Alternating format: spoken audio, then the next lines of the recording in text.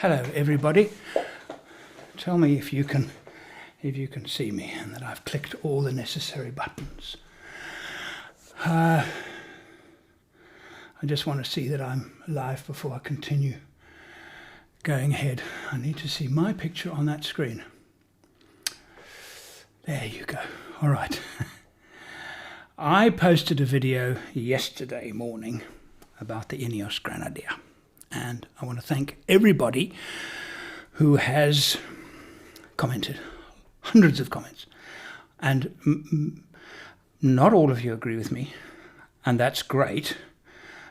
I think most of you do. But I actually wanted to discuss it because you must remember that the reason why I make these videos about the Grenadier is because I care about it. I'm really interested in it. It's my job as a journalist to present things as I see them, using my experience and presenting things as I see them, and then sharing them with you. And this is what I'm doing now. This is all part of it now. I want to welcome those people in parts of the world. I'm doing this now. It's Sunday night, 8 o'clock, my home near Perth in Australia. I've done it late because I know that when I normally do it early, I just want to check my sound. Yes, it looks good. When I do it early, of course, you in the UK, you're fast asleep. In the US, you're dead asleep. So I'm hoping that I'll get more people from other parts of the world enjoying the show. So that's the reason why I'm doing it so late on a Sunday night. And as I said, I am really passionate about the Grenadier. And that's why I'm doing this. You must remember that as a motoring journalist, if I do a commentary on something like the Toyota 70 series or Land Rover Defender or whatever, the people at Toyota don't get to see it. People at Land Rover don't get to see it. They don't care. They're not interested in me. Okay, but I know that the Ineos people are, because I know that they watch the stuff, and I'm grateful for them to watch them. So really, there's people at Ineos. I hope this is constructive. I'm trying to be as constructive as I possibly can, and it might seem that I'm being a bit hard, but I'm not here to placate you or brand loyalists. I'm here to say this is how I see it, and then you can take it. And if it's valuable to you, great. If it's not valuable and you want to go, he doesn't know what he's talking about, that's also fine. But I'm just giving you the benefit of my experience and what I see and what I'm seeing. And in a very, very simple... a good example is when I was living in England between 13 and 16, I was thinking, what vehicle am I going to get? This is before I was just going to come to live in Australia. What am I going to get? And I used to look with envious eyes on the 76 Cruiser, the NATO spec cruiser that was available, not easily available in the UK by any stretch, but it was available. And it was always the basic version, none of the steel wheels, and it was the very, very basic version. And I was drawn to it because it was basic. The Defender I was thinking about buying, I've never liked the Puma motor, not so much as the motor, but the reliability issue of the Puma motor. But the Defender that I liked was I can't remember the model designation, but it was the 110, but it had the solid back. So it was the station wagon, but then the back was sealed. It didn't have windows at the back. And so I thought that would be fantastic and I did like the idea of the added features like an aircon and, actually only the aircon was something that I really, really wanted. And I would look at the internet and think, wow. And that Defender, and that was now in 2015, 14 or 15, that Defender delivered, taxes paid, everything. It was £27,000. And it was affordable. I was thinking, okay, I could get some deposit down and I could borrow some of it, and it was affordable. And I look at the Grenadier. I was hoping that the Grenadier would be a lot simpler than it is. And what I mean by simpler is lower spec, cheaper. Cheaper. Cheaper. No fluff. No carpets. Hose it out when you finish with the trip. Really, really basic. Dumb it down. So it becomes a farmer's vehicle. Somebody commented right up front here, said he talked about the first person who I think commented on this video. A Grenadier needs to be a simple, farmer-friendly and affordable. Yes, farmer-friendly and affordable. Defender, the old Defender was farmer-friendly and affordable. Despite all we can poke fingers at it and say, oh yes, but yes. What it was not expensive and actually was the perfect tool. Now remember I'm talking, and this is very important, you're going to start firing questions at me, and that's fantastic. Remember, I'm talking from the point of view of a 4x4 enthusiast, because I think I understand the 4x4 enthusiast's language. Yeah? I'm not talking from a farmer's point of view. I'm not talking from agricultural point of view. I'm not talking from a rich person's point of view. Because if I buy a car, a four-wheel drive car, I think about, well, how am I going to pay for it? I don't have bags and bags of cash. And how many people watching this have got bags and bags of cash that can just go and say, oh, I like the idea of a Grenadier. Let me go on the website and tick off all the boxes. How many? Honestly, how many? I don't think it's very many. I wish I could hear you talking back at me, because that would be cool. How many? We think carefully about our purchases when we buy a four-wheel drive vehicle for enthusiast work. How often do we do it? I do it probably more often than most, because it's part of my job is to buy and build vehicles. Okay, so I do it more often, and so I'm not really the same as everybody else, but I still have to say, okay, what's it going to cost me, pocket out of pocket, and what it's going to give me. And the other part, to wrap this up before I start answering your questions, remember, if you want to make sure that I see your questions, you can click the super chat button and small donation to the channel, and I will definitely get to answer and respond to your questions. Likewise with Patrons are now online, and if you want to send me questions, Patreons, then you go right ahead. Imagine, and I said this at the end of my video, four-wheel drive enthusiasts, imagine if we get together with a Grenadier meet. We're going to have it's going to called a Grenadier gathering, okay, for want of a better word. And we're going to collect in a field, and we're going to pitch our tents or whatever, and we're going to spend the day driving our Grenadiers, talking about Grenadiers. And right now, because not a lot, there are some accessory manufacturers climbing on board. Fantastic, the more the better, but there are not that many of them. And now we have to tick boxes, and in that jamboree, in that gathering, all the Grenadiers will be almost exactly the same. Thinking long term, if the vehicle was, and I think it can be, dumbed down.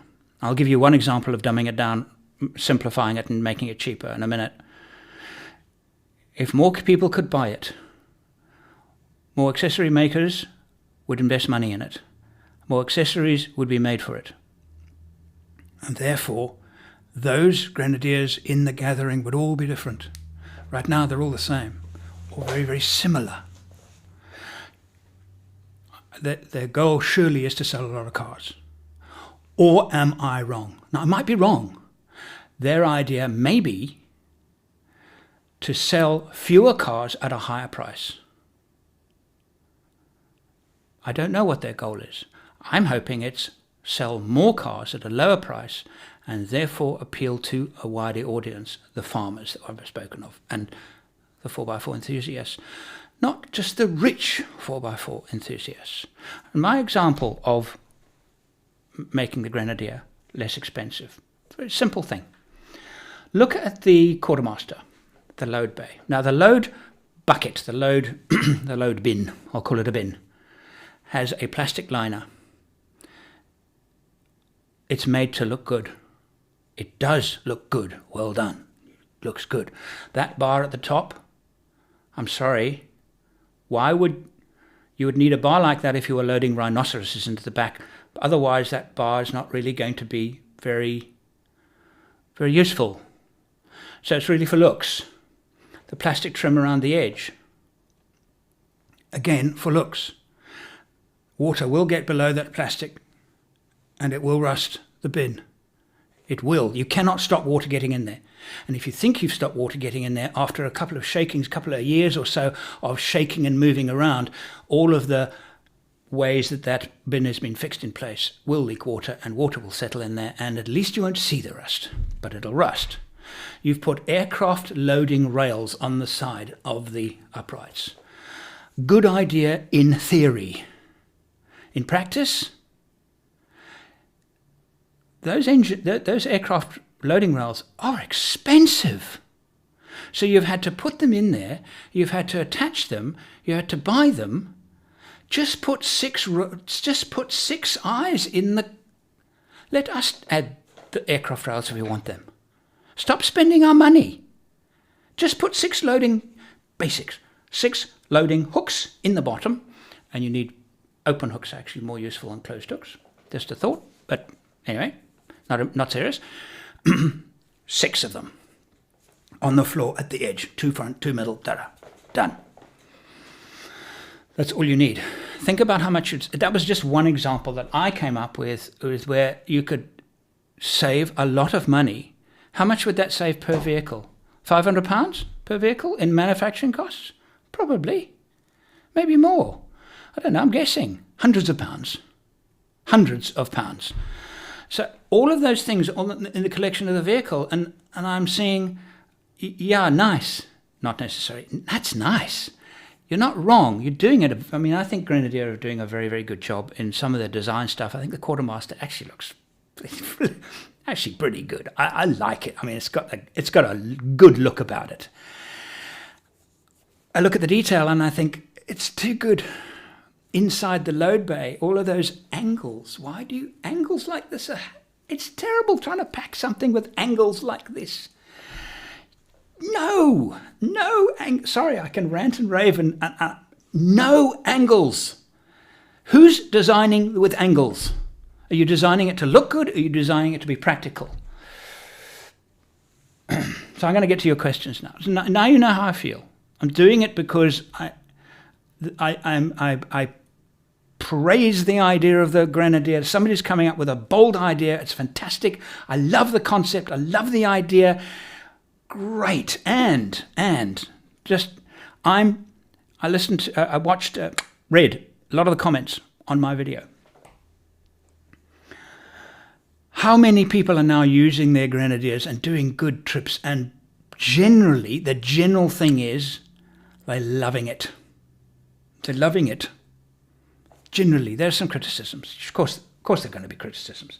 Generally speaking, people are getting out and using this thing and saying that they're really, really enjoying it. I love that they're enjoying it. I am very cynical about road reviews. I just don't trust them. I don't trust motoring manufacturers' press articles. I don't fundamentally trust you. Why should we trust you? But I trust users. I trust users.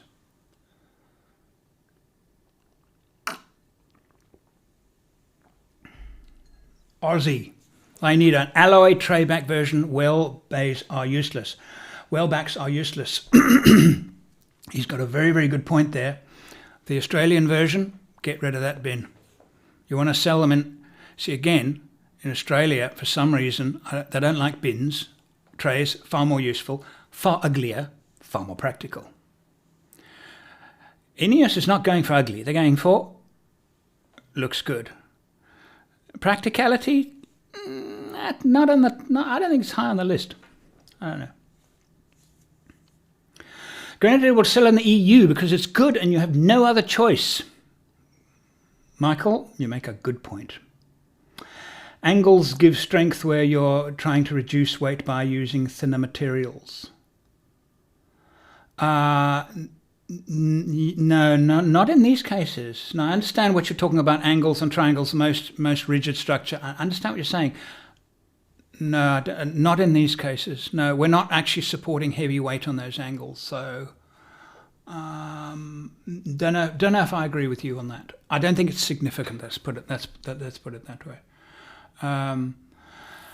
Larry in South Africa saw a purchase recently. It wasn't an earlier option to follow used market and then bring it up to the purpose you need. Okay, you're saying wait for used cars to come up and then, fair enough. The used market is going to be interesting. What you actually see in the used market. It's going to be another litmus test. Used car prices, availability, used car prices, and I just hate the little hump in the driver footwell. Now, biggest criticism I had when I didn't drive it. I sat in it and I drove in it, and it was a pre-production model, and I'm trying to extrapolate what I experienced to the production model, and yeah, there's a bit of a wow factor in the Grenadier. There is a bit of a wow factor. It had a very nice, I liked it a lot, okay. That hump, nowhere to put your right foot while driving, and a right-hand steering version really worried me. And I asked the guy, but of course he was an employee of Ineos, and he said, it's not a problem, we've been driving all over the country, it's not a problem. But he's an employee of Ineos. Again, my cynicism comes out here. I admit I'm cynical. And I took his answer with a pinch of salt. Don't believe you. Because with my feet on the ground, it's kind of in the way, but would it be a real deal on a really long trip? You can only tell if you do a really long trip. There's no other way of telling. Certainly not asking somebody who works for the company that makes the car.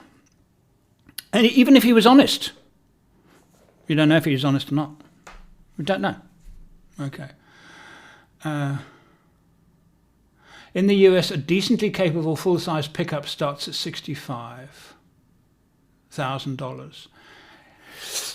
These are not cheap cars. The Grenadier is not a cheap car at all. From an overlanding point of view, and now somebody else from South Africa, the Ineos has come to us the most basic form. People have different tastes when it comes to accessories. Yes, they do. Very, very different tastes when it comes to accessories. And that was my point. Bring it in at the lowest possible price and let us spend our money the way we want to. I've heard criticisms about the Recaro seats. Don't automatically, just because it's got a name brand seats like Recaro, when they made a lot of noise about, hey, look at the Recaro seats, and they look nice.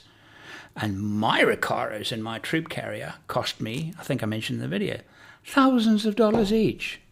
Really expensive. They're fantastic. I doubt if the Ineos seats are that good, but maybe they are. I don't know. But I've heard some criticisms about the seats. But seats are very strange. Some people really think that the Land Cruiser 70 Series seats are fine. They're not fine. I think they're terrible. I can actually also have a go at Toyota 70 Series, although you guys know, most of you know, that that's what I do. I love my 70 Series. Maybe what I should do is talk about why I love the 70 Series and why I would love the Ineos more, because see, the 70 Series Land Cruiser, the 70s, the Ineos should be about the same price as a Prado, maybe a little more than a Prado. Okay, instead of 85,000, it should be 65,000. That's the kind of difference I'm talking about, basic. So you can buy a Prado, which is a better than average SUV. It's not really your SUV. It's a proper four-wheel drive, low transfer gearing, reasonable clearance, and they sell them in truckloads. And well, had the Defender survived in its old form, it would be now. It was actually cheaper than the equivalent Prado back then. Quite a bit cheaper, actually. And now the new replacement Grenadier is more expensive. So I'm saying that come back a bit, come back. Prado, good for towing, great brakes, seating's pretty ordinary, interior is pretty ordinary, reasonably well equipped. not fantastic. The Ineos is very well equipped. Too well equipped, in my opinion, because you've spent money for us. I won't say that. I'll try not to say that again. 76 Land Cruiser.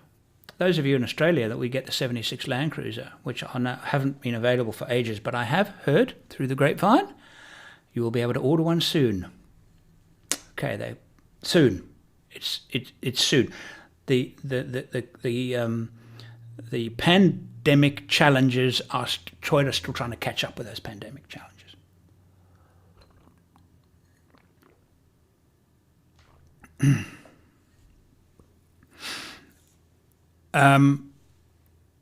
The 76 for its cost, it's woefully under-equipped.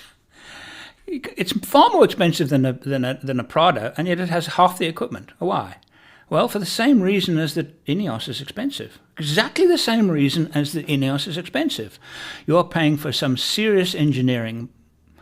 The chassis frame, the solid axles, that's what you're paying for. It's the other fluff that I'm saying is, you don't need it. Get rid of it.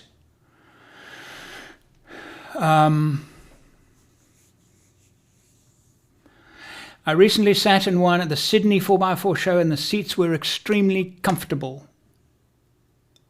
How can you tell? I'm sorry, you can sit in a Toyota 76 seat and say, seat's fantastic. It's not fantastic. Yeah, sitting in a seat? No, driving long distance in a seat over rough ground. That's how you find out if a seat is comfortable or not. The troopy seats would kill me. 2 hours and I was a cripple. But I actually have one in my workshop. I built it. Some of you might have seen some of my workshop videos when I was building my troopy. I actually got the front seat and I actually built a kind of a stool chair for my workshop. And I can sit in there for half an hour, read a book or something in my workshop. It's not a problem. Quite comfortable. Gwen loves it. She comes up there while she's working in the garden. She sits on the seat and says, can you make me one of these seats? It's so comfortable. I said, it's a troopy front seat. It's terrible. And she said, no, it's so comfortable.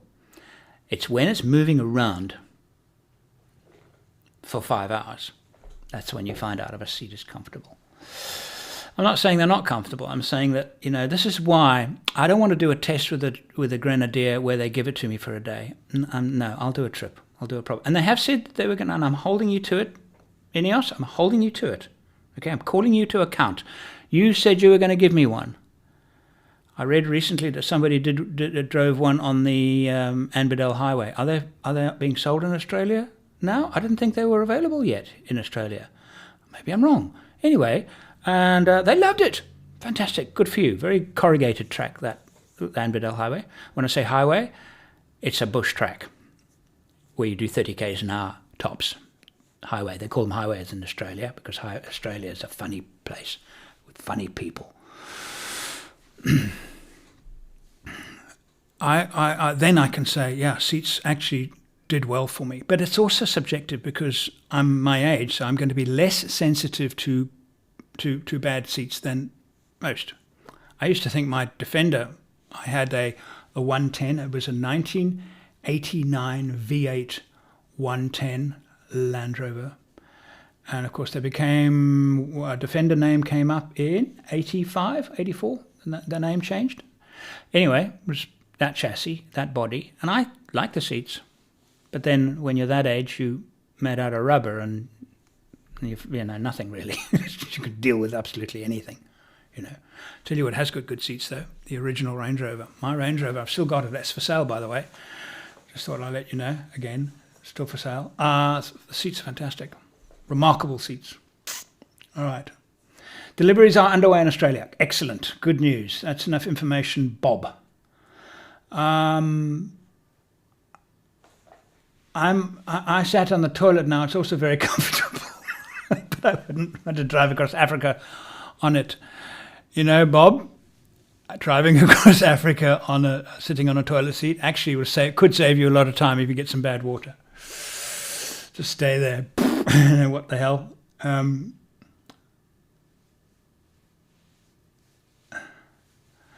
Okay, how is the average Joe affording 50,000 plus price tag on a used four-wheel drive like a Troopy? Yeah, Troopies are a lot more than that. The prices are ridiculous for troop carriers, but that's because of a supply and demand from Toyota. That's why they've gone stupid. Do I think prices will ever come down? They'll trickle down when supply is returned. They will come down gradually. It's a slow process.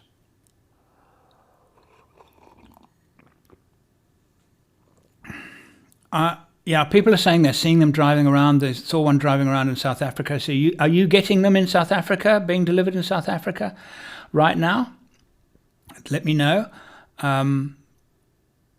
Because they do look good. They really do look good. They're handsome. It's a handsome vehicle. I made the comment in my video about the fact that I hadn't seen a single shot of one being loaded. The guys doing trips, they're towing with them, they're loading them, they're doing long distance trips, and they're basically coming back with mostly pretty positive stuff. Mostly positive. I think the most common comment is that it's a bit of a tank. It's very heavy, feels heavy. That is also subjective. What are you used to? It really is all relative. Yeah, if you're used to driving a Prado, a Grenadier is going to feel like a bit of a tank. If you're used to driving a 70 series, a loaded 70 series, probably not.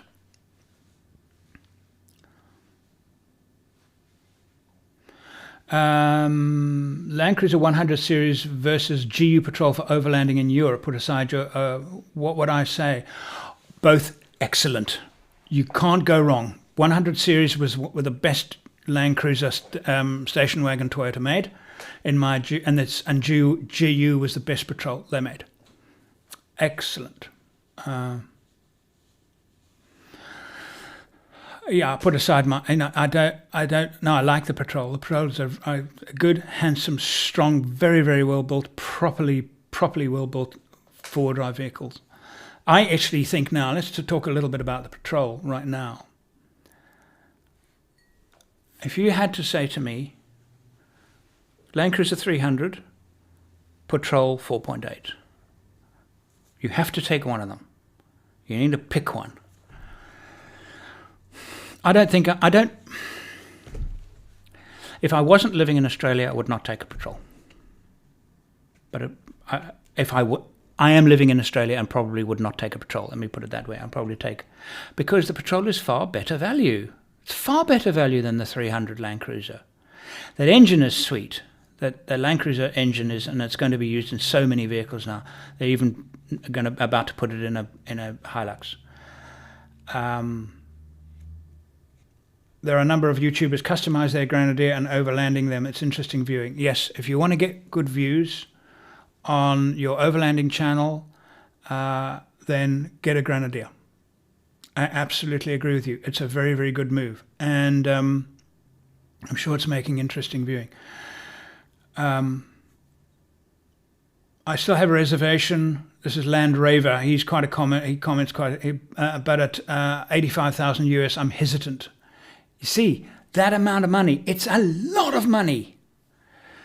Had a chat with the driver. He said it was a test vehicle. Okay, so again, Toyota Hilux are bomb-proof. No, they're not. They're not bomb-proof. We proved it on the Canning stock route. It broke down more often than my 47-year-old Range Rover. Look, Hilux, good car. Yeah, they're well made. It's a good car. One of the better pickups. It's not bomb-proof. 70 series is bomb-proof, especially with a 1HZ engine. Like my Troopy in Africa, bomb-proof. Well, you know what I mean by bomb-proof. I'd buy a short wheelbase Defender tomorrow if they had softer suspension, a better turning circle and auto. I'm a petite female. Love them to bits, but hard to drive as they are for me. Yeah, okay, so Deb, are you talking about the old one? The 90, or are you talking about the new Defender? Because you can take an old Defender 90 and sort out that ride and actually get it amazing. Really good. All right, the standard springs are okay. The standard shocks are hopeless. Okay, so you can, and there are kits to take a 90 Defender and make it ride beautifully, brilliantly. So not difficult to sort out, really. Okay. Shame Jimny was banned in the EU. I wonder why. The Jimny long wheelbase has been announced. I don't know when it's coming or something, but that is the single most interesting vehicle, second to the Grenadier, coming up soon. Because the Jimny is what I was kind of, as I mentioned in the video, I was hoping that the Ineos would be. Simple, straightforward, practical. It has its faults, yeah, of course it does. But those problems are sorted and can be adapted for individual users. I know several Jimny users, and they can't stop talking about them. That's what you want from a Grenadier. You want all of the people just saying, oh, this is look, I paid this much for it and it's fantastic. Why? Because I've got so many plans for it. Not, well, I'm kind of done with it and I'm thinking about I might do this and I might do that, because I ticked all the boxes on the show on the website, on the Grenadier website. And yeah, I think some of their accessories look pretty good, but some of them, I look at them and think, really? I wonder who would want that. You can buy a van version of the Jimny as they are not included in the emissions BS. Interesting. Didn't know that.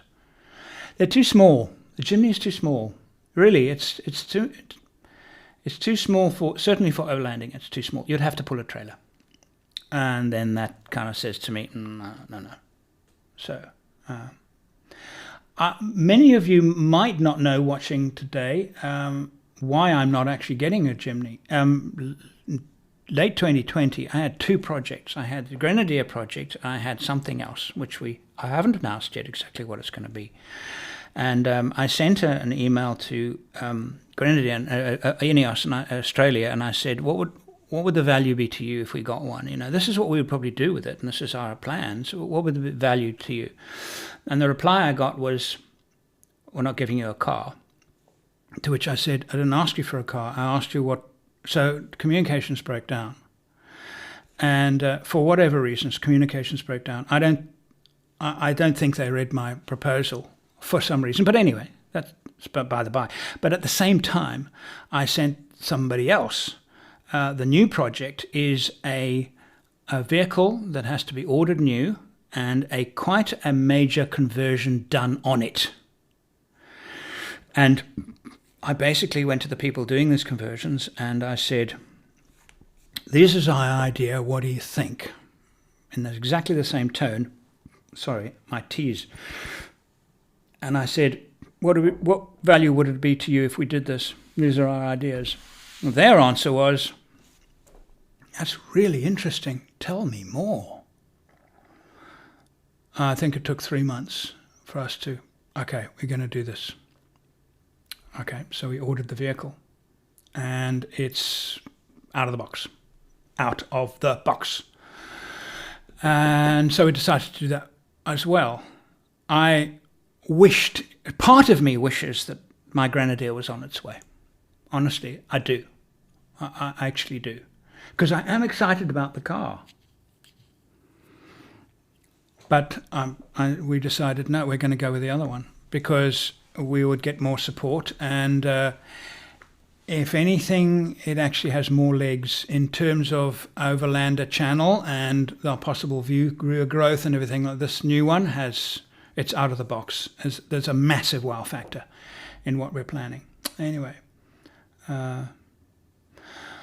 Here's somebody with a thumbs down. What do you think of the cooling system of the new Land Cruiser twin-turbo engine? It's easy for Toyota to improve it. Already tested in the AME summer, and we can say it failed. Interesting. Haven't heard that. Haven't heard any. Australia's a great testing ground for these vehicles because, as you know, summer here, mighty hot, and of course they're sold in shiploads in the Emirates and Saudi and places like that, where obviously the temperatures are extreme. Just returned from Botswana. These roads are extremely punishing on vehicles. No surprise to see roads dominated by Hiluxes and 70 Series Land Cruisers.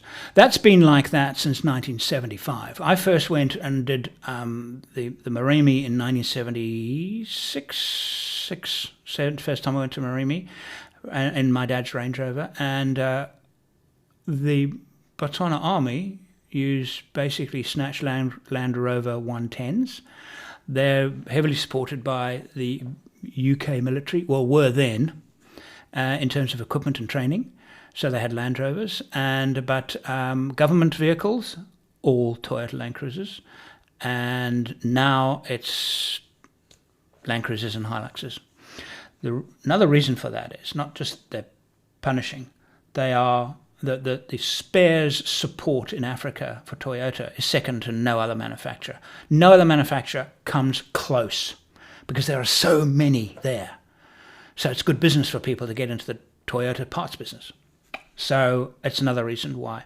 Yes, they're good, strong vehicles and well built, but they're easy to service and maintain. I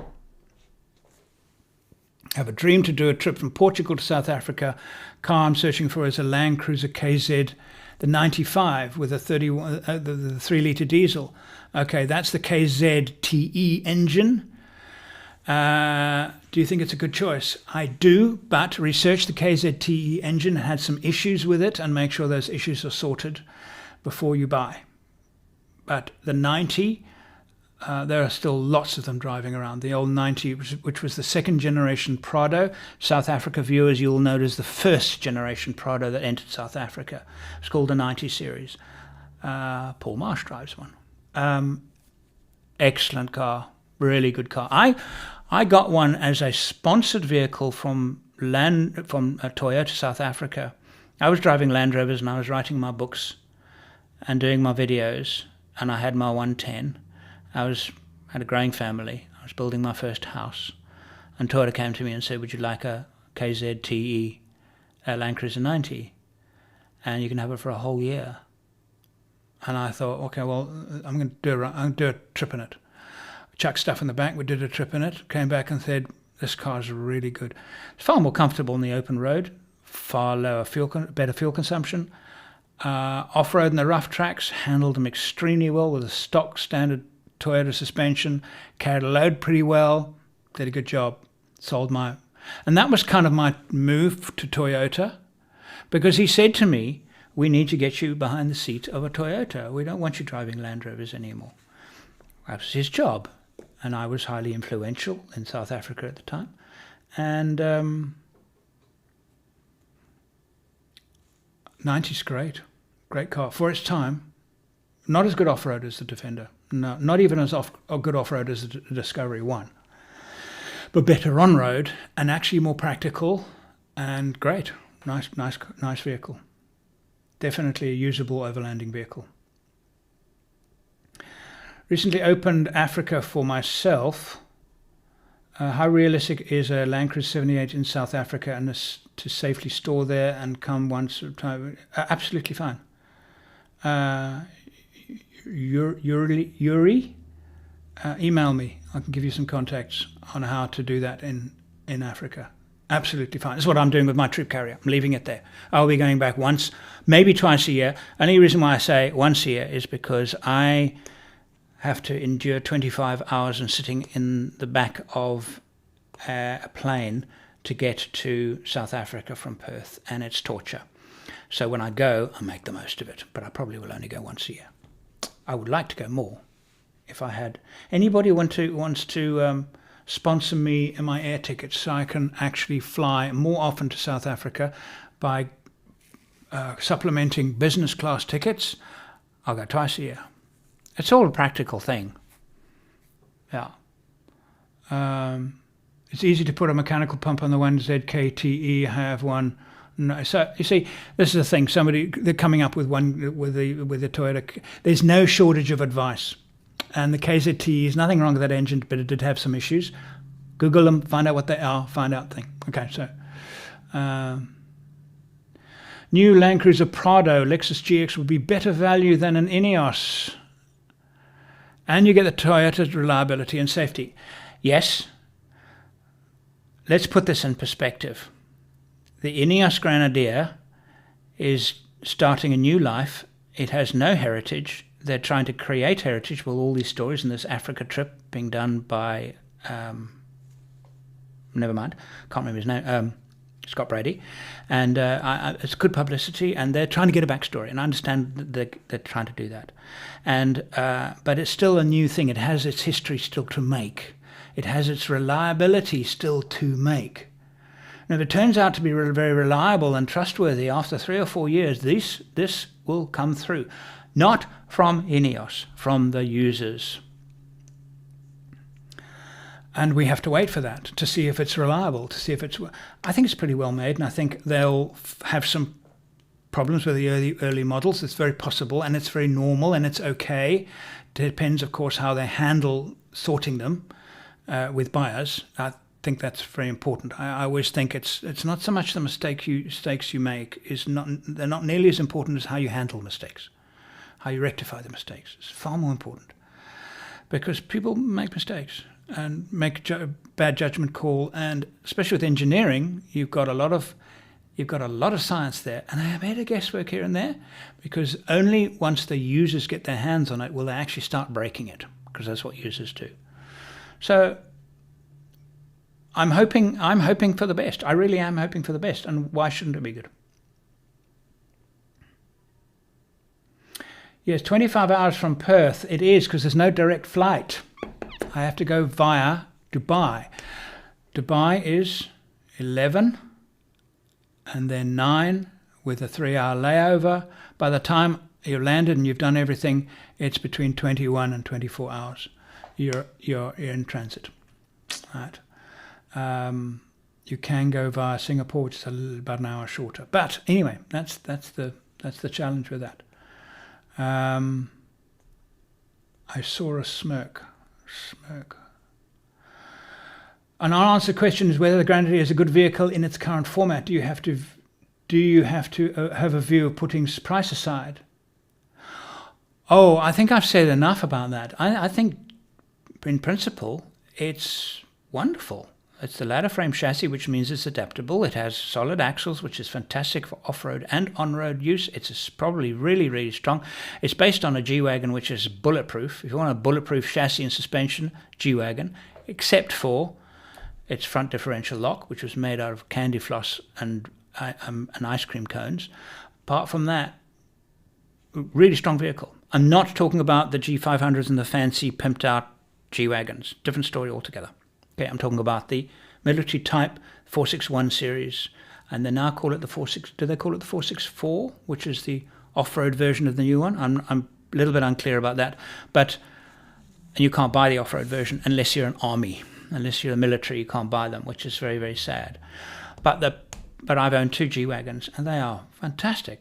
And I'm hoping, yes, I know that a lot of the Grenadier is based on the G. Good, really good. Which is a good sign.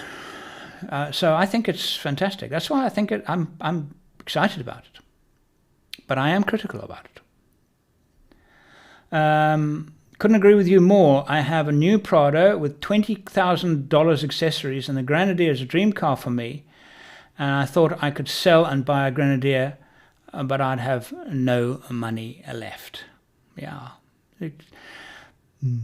Are you planning a visit to Europe, Michael? No, not in the near future. We are talking about next year's plans now, but I am thinking about doing something in the UK. But anyway, to be honest with you, I went to the States, and the States was great fun and everything, but in the videos that I published and I presented, I think one of them might be the second one, the view numbers are tiny, very, very low. I don't have a vehicle there to do what I do best. That's the challenge. So if I go to Europe, I need a vehicle to do what I do best. But don't have a vehicle, there's no point in going. Business-wise, I like to visit, but business-wise, to make content, I need a vehicle to support me on a trip. I'd love to do Europe. I need a vehicle. Roof conversions, hard, maybe impossible. See, again, who is going to invest the money to, and this is the old story, to do a roof conversion on the Grenadier? A roof conversion a la Troopy-esque type roof conversion on the Grenadier could be amazing. Wow, this is... Who's going to invest the money when so few of them are sold? They will, but not yet. Hopefully they will. And if they sell enough of them, they will. This is what I'm saying. If you sell enough, the accessory market will chase. And now you'll have a proper four-wheel drive enthusiast vehicle that you can buy for not a stupid amount of money to start with, and then build it up over the next 2, 3, 5, 10 years that you own it, add things to it, get it right for trips and things like that, and it becomes a true enthusiast's car. Right now it's not a true enthusiast's car. Your take on the Grenadier payload? Okay, nothing exceptional. It's a good payload. Yep, it's good. It's nothing exceptional. It's nothing. You can't go ahead and say, wow, that is... it has two short... The payload is not really any different from any other similar type of vehicle. Okay, similar. It's good. It's not great. And the fuel tank is far too small. But these things are workable. They are workable. Leaks point to the 464 being available for the civilian version like the 461. That would be so good. Thanks for that, John. That would be... I would be so tempted. I love the G. 40 series is one stage was starting a heritage. That's a stupid answer. I don't know what you're saying, James. You need to explain yourself if I've answered a stupid answer. I'm saying that the Grenadier are trying to start a heritage, because the backstory today in marketing, backstory is very, very valuable. It's called authenticity. At the moment, the Ineos has no authenticity. So that's why they're actually doing all of this promotions work to try and create some authenticity. That's why they're sending them on the Africa trip. I don't think it was a stupid answer. It might not have been one that you would have given, but I don't think it's a stupid answer.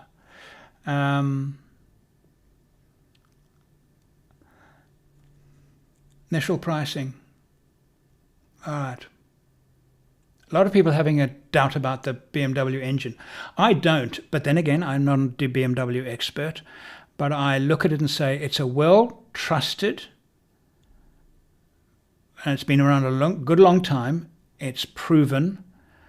They're well over any gremlins with it. I'm not scared of it. I'm not scared of it as an engine in the you know, if you have a thing about BMW engines and you know specific weaknesses of that particular engine, then perhaps you have a good point. From my point of view, and I'm not sure if that is an important factor. Andrew, is there a lot of Land Rover Defenders on the second-hand market in Australia immigrating soon and can't get rid of my love for the Defenders? Yes, there are quite a few. I assume, Downey, that you're talking about Land Rovers. Bring your Defender with you. All right. I'm guessing here. They're not that many here. They're quite unusual. You can buy them second-hand. They're expensive, very expensive, because most of the ones sold here are in very good condition. And they're a bit of a collector's item. Not many people use Defenders for bush travel in Australia. It's very rare to see one. They're far more common in South Africa. So you might find that bringing it here, if you're immigrating to Australia, might be a good idea. Go to carsales.com.au. That's Australia's biggest car sales website. And just type in Defender and just have a look for yourself and see if it's worth it. But you might find you can maybe share a container with your household goods in a 20-foot, and the other half of the 20-foot is your Defender. But that's expensive. But if you're going to come here and buy one here, you're going to pay a lot. I think you're probably going to pay more than you would in South Africa. That's my guess, but you need to do the research yourself, obviously. Aftermarket support usually comes after 10 years or more for low volume production cars. Yes, you're not wrong, but G-Wagons never happened because Mercedes would import a batch into Australia and then no more, and a batch into South Africa and then no more. So they never gained traction. And so the accessory makers, yeah, you'll find them in Germany, nowhere else. I don't think that's going to happen with the Grenadier. If it's a success, I think that the accessory makers will follow. I have a RAV4 in the UK with a BMW engine and loads of issues with the reliability. That puts me off now. Yeah, I don't know about that. It's it's an odd mix. There's nothing wrong with the RAV4 with a Toyota engine. What's wrong with the Toyota engine? Why did you upgrade? You know, changing engines like that, it can be, in itself, that operation can cause reliability issues. Putting in an engine in a I was going to say airframe in a car that wasn't designed for it is going to cause additional challenges. What do you think about the Ineos ground clearance? Okay, what do I think about it? It's a great question. Yeah, it's good.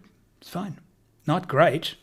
What are you going to do with it? For overlanding, there's nothing wrong with it. Overlanding, that ground clearance is absolutely fine.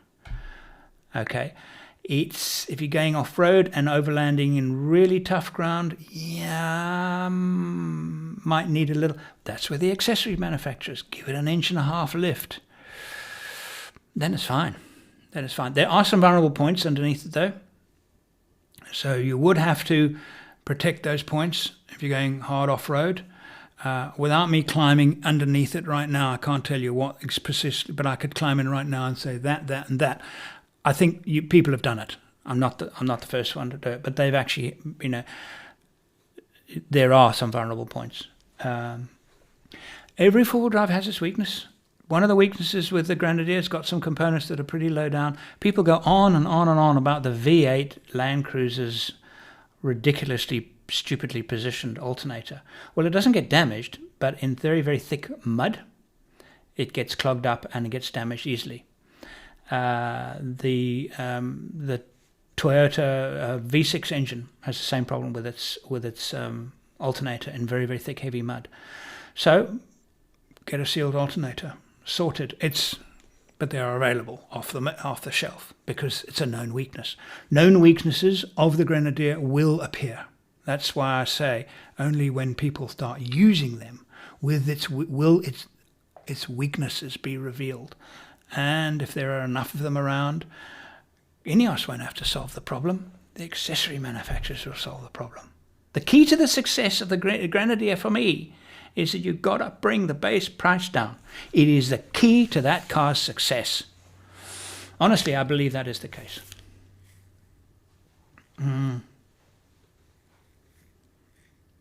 Solid axle so you can lift it easily, correct. As I said in my video, solid axles make it easy to lift and modify and give yourself extra clearance. And being a solid axle car means it has more clearance in the first place. So just a little lesson here. If you've got independent axle, okay, here's your independent axle. So what happens? There's your body, there's your wheel, and the wheel goes over a rock. So it goes over a rock. Okay, you understand that? Solid axle goes over a rock. Can you see that's more clearance than that? The difference between solid axles when it comes to clearance. So when you're driving, when it's very roughy terrain, you put the wheels over the highest thing. Yeah, we all know that. Well, with a independent, you're only increasing, sometimes you're decreasing the clearance. With a solid axle, you'll always increase the clearance when you lift a wheel, because it's locked to the axle. So we know this. Solid axles are better, and they're far more stable. The vehicle, heavily loaded, under duress. They're better. They're just better. They made a Jeep. They made a military Jeep version. I saw it at Sheikh Hamad's museum. It was a military Jeep version that they kept crashing them, and it had independent, and it wasn't made by Jeep, but it was a Jeep. When I say Jeep, in inverted commas, it was the multi-purpose, lightweight military people carrier that the Jeep we know is the Second World War Jeep, which was developed into the CJ2. I'm talking about that. They made an independent version of it. I wish I could remember the model name. And he was telling me that, in fact, they actually had to stop making them and take them off. They were crashing them. They were just rolling them all the time. They weren't rolling the Jeeps with the solid axles, but this thing, they would just roll. It's not a solid. And he was saying that he's obviously a big, huge advocate of the solid front axle. And we had some lovely chats about it. I learned a lot from the man. And yes, it's better. What price would you see the Grenadier in Australia?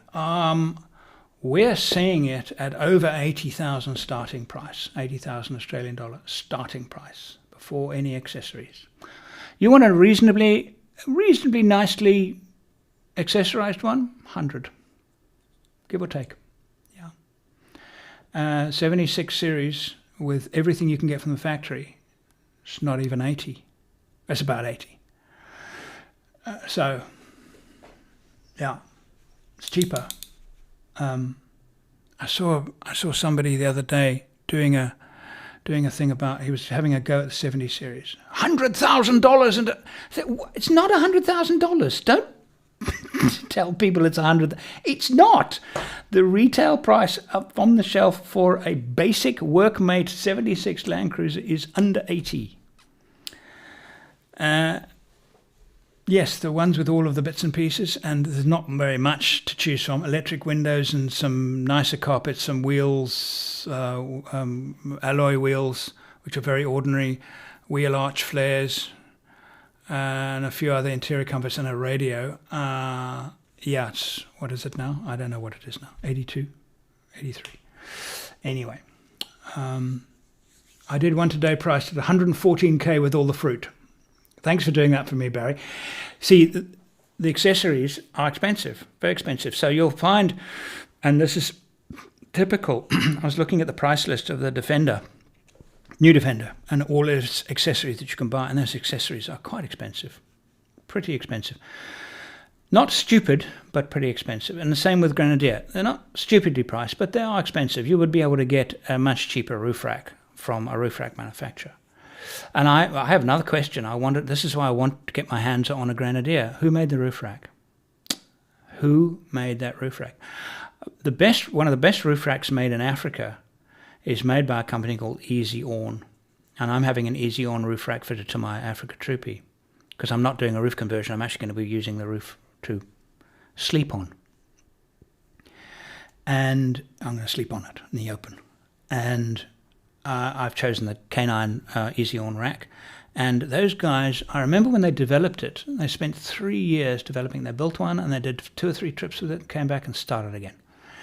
And they did about 3 or 4 trips and they just carried on changing it. And eventually he said to me, we're ready for release now, we're happy with this thing. Who designed the Ineos roof rack?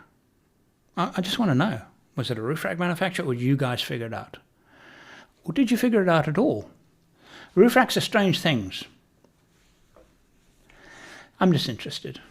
I'm quizzical and a little bit cynical, as you can say. I hope you did a good job. You might have. It's very possible that you did. So this priced a 78 series 2013 on the forecourt in Australia at 108,000 Australia plus government tax. My 2-seater Grenadier was £47,000. Okay, yes, you are not wrong. You cannot order a Land Cruiser 78 in Australia right now. They will not accept your order. So that price is a guess. It's a guess. It is not a fixed price. When the 78 troop carrier was taken off the list, in other words, they basically say we're not taking any more orders. They've had what was the figure? 30. It was over 30,000 orders for 70 series Land Cruisers outstanding right now. And then they said we can't take any more orders because we don't know when the factory is going to be back online. And at that moment, the 78 series was less than 80,000. That's the troop carrier. The GXL was more than 80,000. The Workmate was under 80,000. And if ever there was an under-equipped vehicle, basic vehicle, none gets more so than a 78 series troop carrier Workmate in Australia. It's nuts and bolts. Honestly, it is absolute nuts and bolts. And that's what we love about them. They're still pretty expensive. But again, what I've said is, yeah, somebody said, Robert, hey Rob, how you doing? $5,000 for a winch. Come on. Come on. What winch is it? How much is the worn... I'm getting old, I forget these names now. The worn... Come on. The fancy, cool worn winch. Really nice winch. $3,800-ish, if $5,000. Is that fitted? Yeah, it's fitted. So you're paying a fitting charge too. So it's high. You could, yeah. So,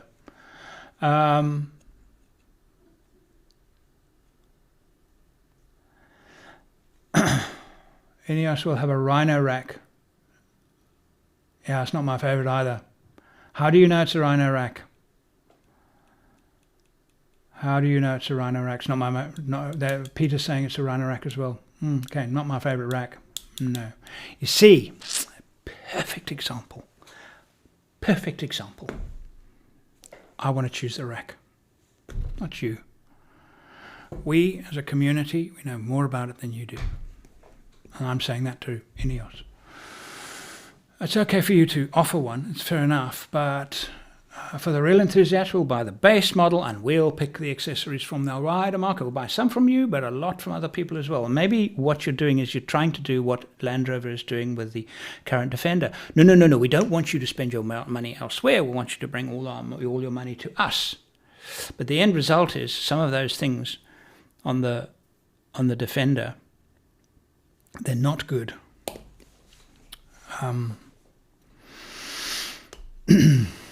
So, they're reasonable, but they're not good.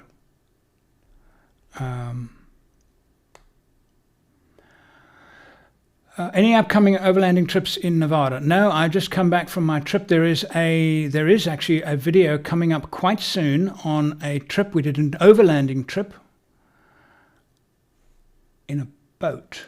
Now, don't run away. What I want to do, it's really cool. It was an enormous amount of fun. Thank you, Phil, for your contribution. It was an enormous amount of fun. It was a short trip, but it was with a boat. It was brilliant. Can I see your Submariner? Yes, there it is. Okay, what reference Rolex tub do you have? Is it the 6380? Is it with 6830? I can't remember. Those things are just not important to me. It's an old one. And it's still ticking. 40, how many years later? When am I doing so Darius, when am I doing an FTE swap on your SA build?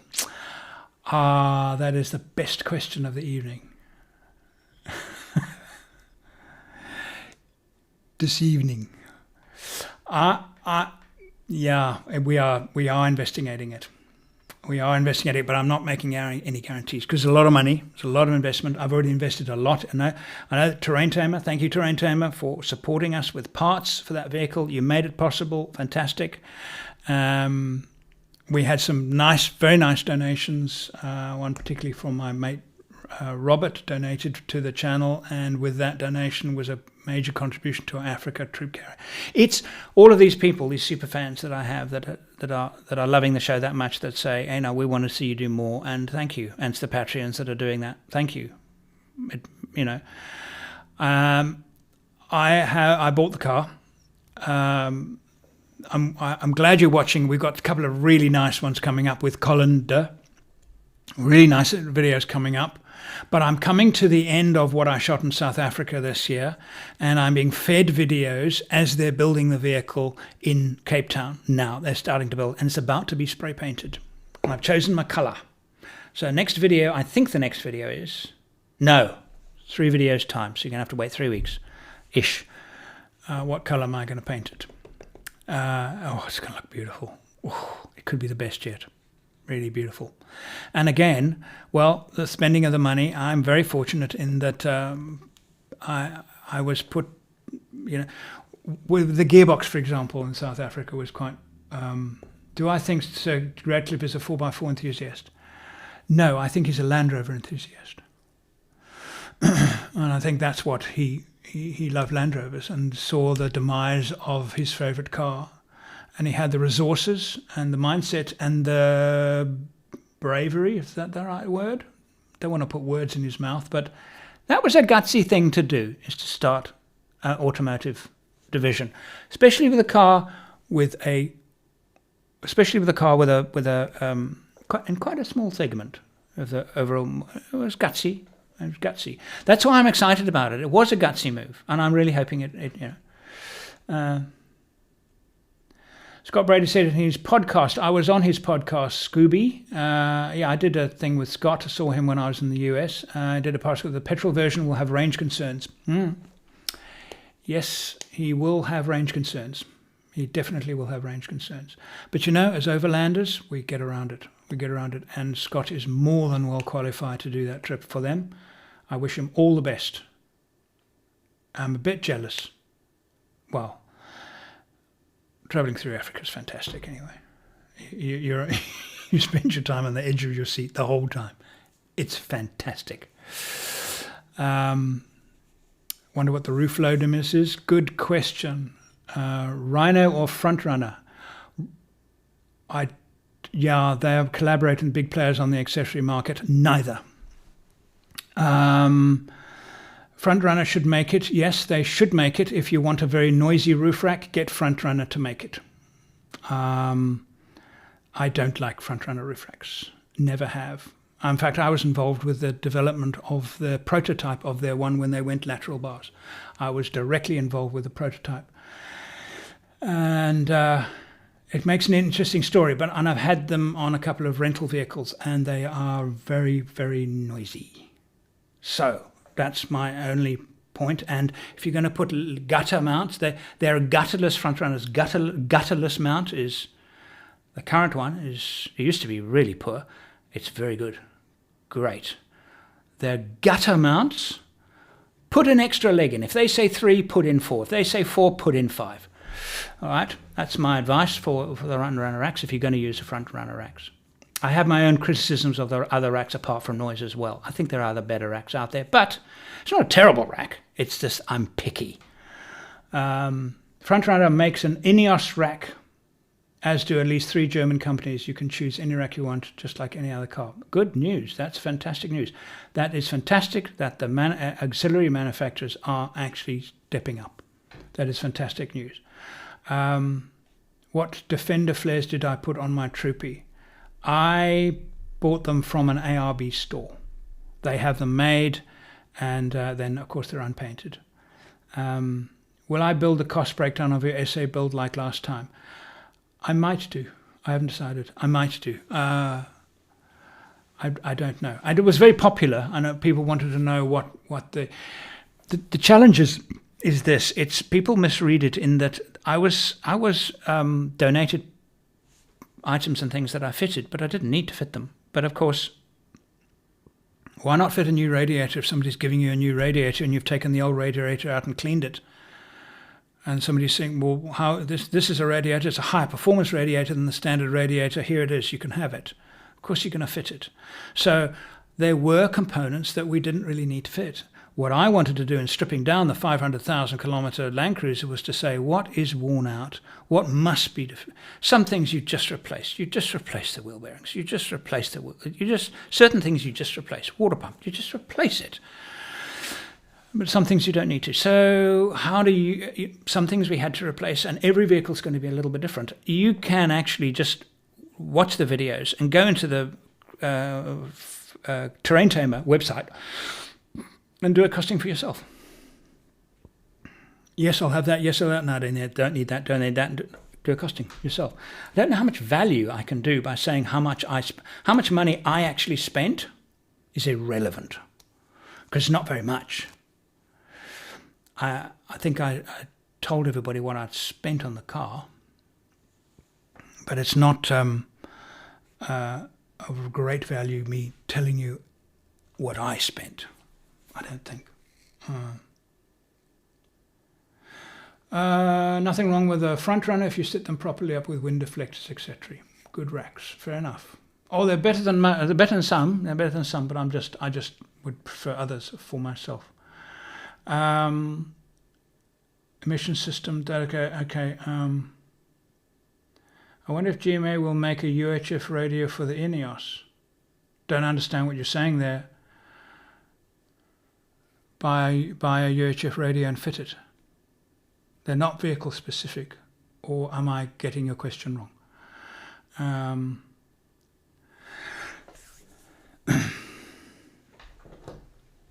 Modern engines, you cannot run high-grade oil with high-performance additives, or you will essentially destroy your catalytic converter and the DPF. If the cars last longer, they wouldn't buy any new.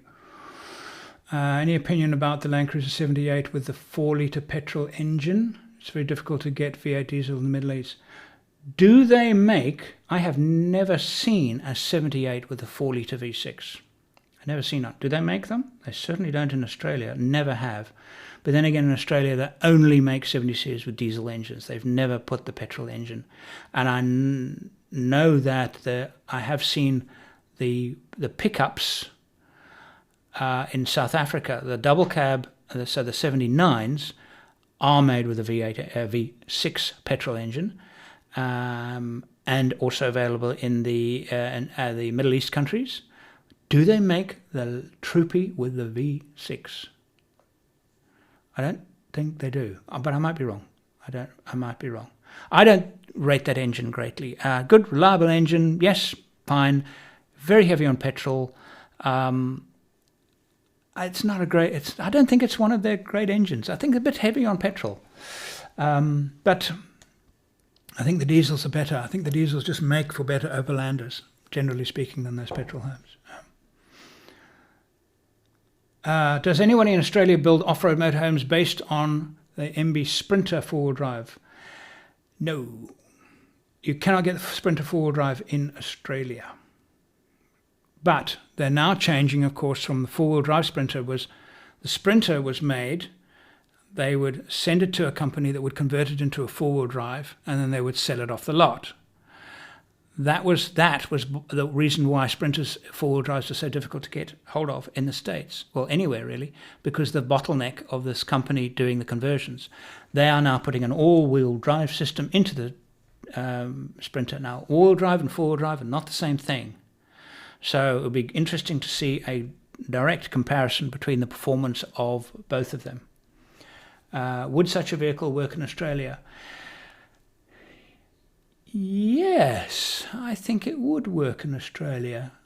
I don't know if it would work for the toughest tracks because of the height. Height is the challenge with the Sprinter. The basic frame and everything is definitely possible and could work in Australia, but that height is a problem. I looked at them all the time when I was in the States, lots of them about, had a good look at a lot of them at the show, and they interest me a great deal. But they're all very, very high, so you can stand up in them, and that's a problem in most bush tracks in Australia. The height is a problem.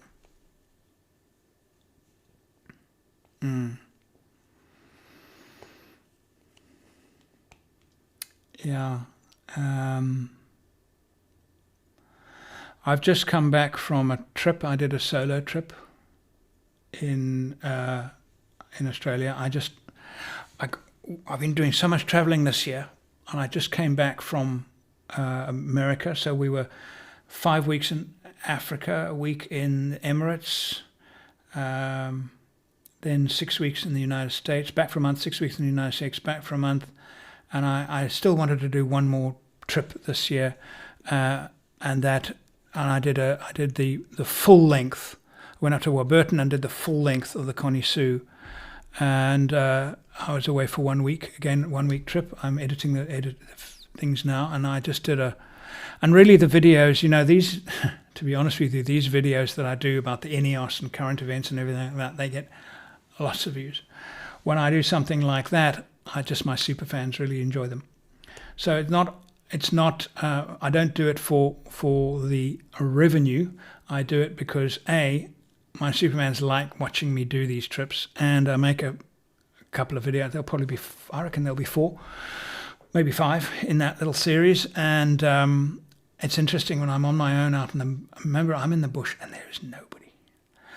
The 4 days on the track, I saw one other group of people once on one day. First day, then I saw nobody. Didn't hear anybody, and it is unbelievably remote, the quietness and everything, and it can actually freak one out. And you, my audience, were my company. I found myself talking to myself, but of course I was talking to the camera. Anyway, I'm sure you'll enjoy it. And so I still have my airplane is now ready to fly. I now need to do an endorsement on my license, and then I can go flying. So I've done my traveling for 2023. And so I'm going to stay home and I'm going to get myself into the air. It'll take a couple of months and I'll be in the air. And then, so I need to dedicate time to do that. And you don't want to do a bit of training and then nothing, and then a bit of training and then absolutely nothing, and then a bit of training. And that's not the way to get good at flying an aeroplane. You know, every 2 days, every day, you just get done, you know. So that's why I say no more. I won't be going on any big trips. But the new vehicle project, we've ordered the vehicle. We don't have it yet. I'm not going to tell you what it is, but it is this out-of-the-box project. I'm very excited about it. I don't even know it's going to work. Honestly, I don't even know. It's a bit of a risk. But I think it's... anyway. Any thoughts on the new... I have not seen the new Delica.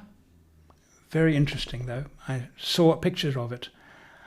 Very interesting. Will they bring it to Australia? I doubt it. How long does it take to complete one video episode? Any regrets selling previous vehicles? 2 good questions from Stephen. How long does it take? Oh, it's editing one episode can take anything from 3 hours to 2 days to 3 days. Canning stock route, each episode was 3 days of editing. That's not stop, and then go back and doing the fine cut. So when I'm doing a story, when I'm telling a story and I'm entertaining, it's very intensive editing, and I love editing. I'm quite good at it. I'm probably better at editing than anything else that I do. General stuff like the Ineos Grenadier presentation that I launched yesterday, that was a day's editing, and I shot that over about 3 weeks. I shot that up in my garage, I shot that in here, I shot that in that part of my office, and I shot it on the Australia trip. And I'd been thinking about it and talking stuff to camera, and then I edited it together to try and get a moderated, because went on my rants and stuff like that. I thought, okay, so I moderated bits of it and then tried to make it more, that's a day, that's a full day's editing. Regrets on selling vehicles. No, I miss some of my cars, but no regrets, no kind of, I just shouldn't have sold that. I suppose the closest one I got to that was when I sold my green Troopy, which, by the way, is now for sale. The guy who bought it from me is now selling it. When I sold that, I was in the view of doing something. And I did the Dream Tourer. And the Dream Tourer was a big success for the channel. We got fantastic numbers. Big success for all of the supporters that supported me with sponsorship things. I got a very handsome discount on the camper that I opted and chose and fitted. And I didn't particularly like the car. It didn't fulfill what I was trying to achieve.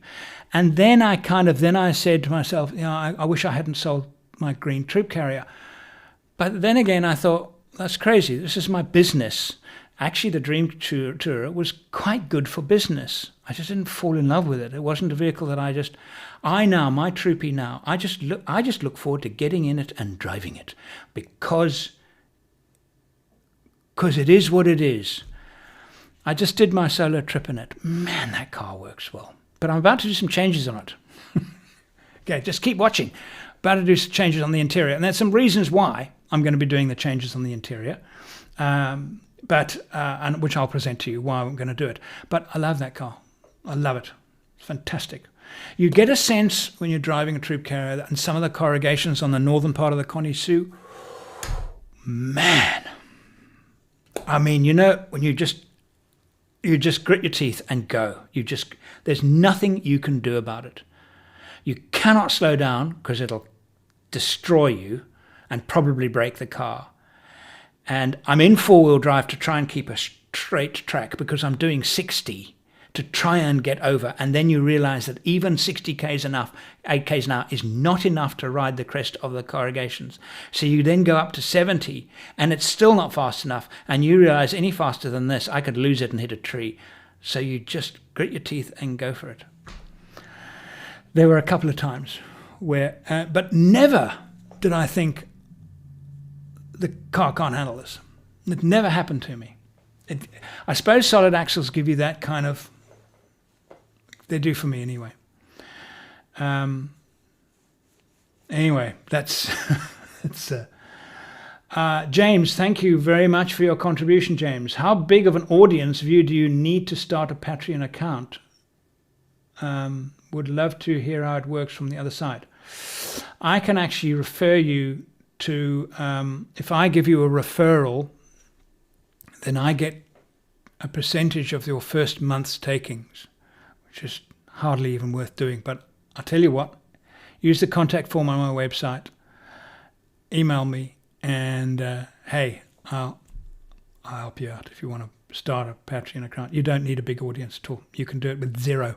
They don't look at the audience. It's completely up to you. There are many people that have Patreon accounts with absolutely no audience at all.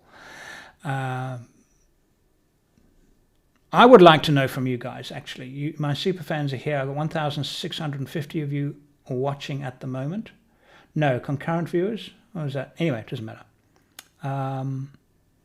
What kind of videos would you like to see me do? Can I ask you that question? What kind of videos would you like to see me do?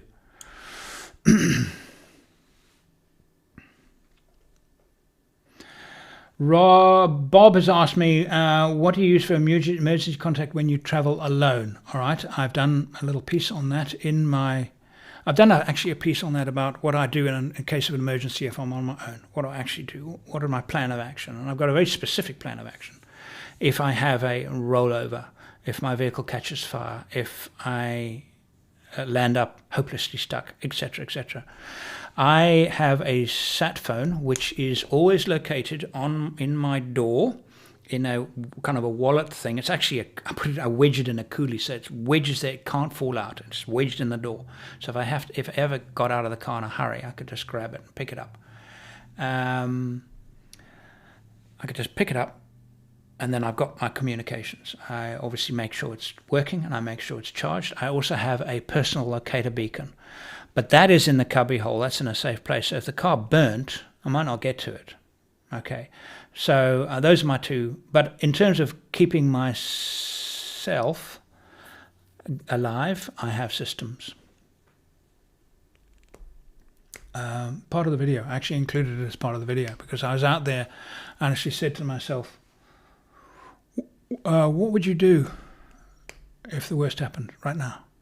So I videotaped it, and I'm actually shooting a video.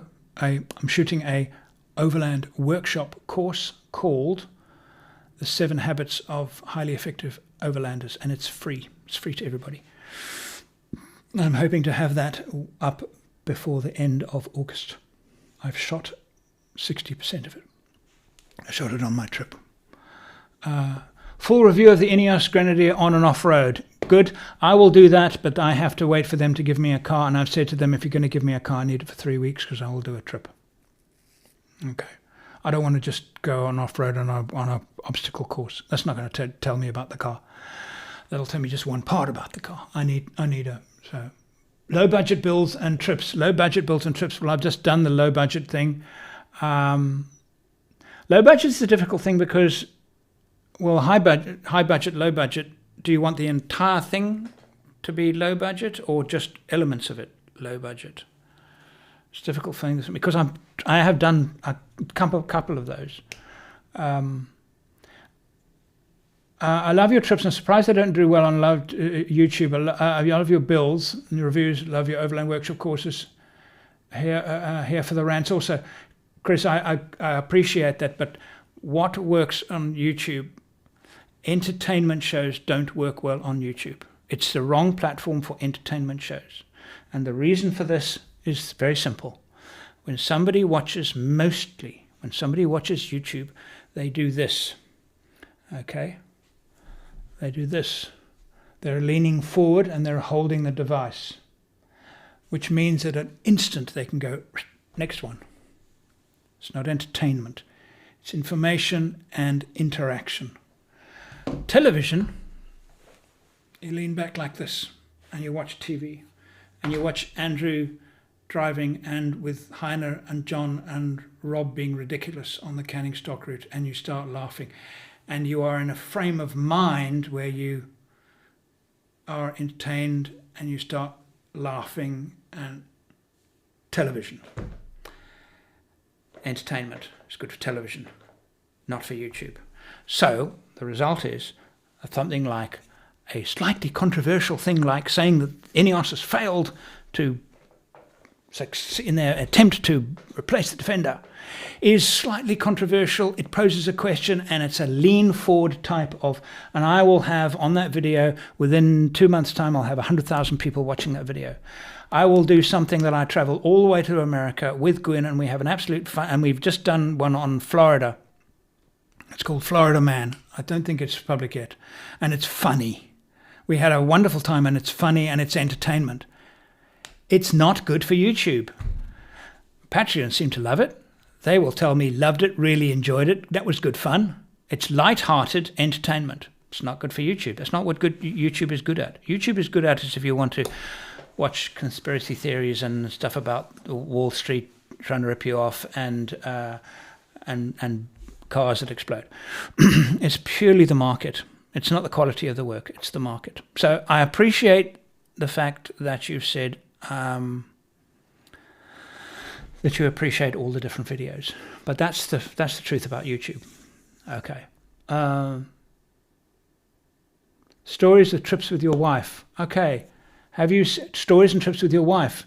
Eckhart, the American ones. Have you watched the American ones? That's what they are. They're just stories where we went to Canada. We didn't do any big four-wheel driving thing. We had a ball. It's funny. It's entertainment. It won't get a lot of views. You guys hopefully will love it. Group trips. I really enjoy your group trips and the dynamics and the humor. So, yes, Renee, group trips are a huge challenge because all of the people have got to get together for the time, take the time off of work without their families. They are very difficult and challenging to set up. I love them too. They're the best. They are the best. Canning was the best. It was just, I loved it. Okay. Colonial Traveller. I'd like to see you do a tour of Malawi and Botswana and, of course, South Africa. Okay. I will be doing, and we are planning it for towards the end of April and May 24 with the troop carrier, and this is what I'm planning. I'm going to cross part of the Kalahari solo. I'm going to spend some nights with some lions. I know where there are some lions. Well, at the moment there are plenty there. So I'm going to be doing that. And then traveling all that, and then meeting Gwyn in northern Botswana. She will fly in, then she will join me. And then we're planning to do Zambia, Lake Malawi, and then from Lake Malawi back through to the Caprivi, where we had our honeymoon. So that'll be Africa, adventure, animals, Gwyn. That's what I love doing the most in a new troopy. What could be better? So, but they're not big. I don't get big numbers from them. I don't get big numbers from my shows like that. I just don't. Not enough of you are sharing it with other people. I'm blaming you now. Okay, how's the aircraft progress? I'll be flying soon. It's coming along. It's coming along. I'm a very, very busy guy. I've got to find time to do all these things. But I'll be in the air very, very soon with the little pipistrel. It's the mechanical work is done. She's done. I have not test flown it yet. I need an endorsement before I can test fly it. More videos with lovely Gwen. Have you seen Deb? Have you seen Gwen in America? It's funny. Would like to see her with John Rich from Stony Rich in Africa again. I must contact John, you know. I must contact. I should do a. I'd love to go. Yeah. I don't live in South Africa anymore, so again, I'm going to repeat myself. Any of you want to contribute to some business class tickets to South Africa? I'll go more than once. I'll go to John. I'll go and spend a week with him, and we'll do some four-wheel drive driving instruction. He is an outstanding four-wheel drive driving instructor, world class, really good, and that would be fantastic. That would be fantastic. So. And again, as I said, I know I'm asking you for tickets, but I have to, because I'm being tortured for that long in an airplane seat, I have to make sure that my South Africa trips count. And that means I don't spend a lot of time in South Africa. I'm on the road. I'm in Namibia. I'm in Botswana. I'm in Malawi. I'm in Zambia. I'm not in South Africa. Okay. Although there are pockets of South Africa that I'd love to visit. Stony Ridge and John would be one of them. John, Gwyn, she's an absolute dream and good foil challenge to your diet. Oh, I agree. My shows are much more entertaining when she's around. The food is better around camp too, which is a bonus. Yeah. Mapping tutorials. No. Not sure about that. I'll think about it. Beg to differ. I like long content usually, then I can stream and watch on TV. Yeah, I think you're in the minority. Zulu goat herder, great handle. I beg to differ, but I understand that. I do understand that. See, but you see, the thing is that you must remember, I don't get money from. I mean, if YouTube run a couple of ads, I get literally cents. If you watch all the ads and I do a series of 6 videos and they're 30 minutes long each, I'll get 22 cents from ad revenue. I have to have Patreons. I have to. And I know some of you don't like me promoting Patreons, but the point is that without Patreons, I would not be doing this and I would not have a YouTube channel. I can tell you that right now. There's not enough money in it. Simple as that, let alone flying all over the world and buying four-wheel drives and building them. So there you go. So I will do this stuff. I love doing this stuff, but I got to pay for that. I've got to pay.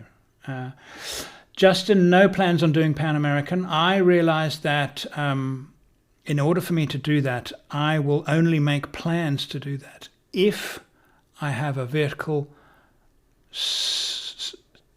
suitable for sustaining me for that kind of trip. Otherwise, no. The idea of shipping my own vehicle over there. Right-hand steering vehicles are not allowed through half of South America. It would have to be a vehicle that would be. I investigated it, and you think about a Pan American trip. That is a long, big undertaking, and I'm 63 years old, so I need the support of the equipment around me to keep me going. I know. If I was 30, it would be different. It would be. My longest expedition was 65 days, and I'll tell you, so often that was an intense shoot. I was looking for the source of the Okavango in 2010, and by the end of that, I was finished. So if I did something like that in Pan America, it might easily be 65 days, easily. So I need a van to live in. It has to be a four-wheel drive van.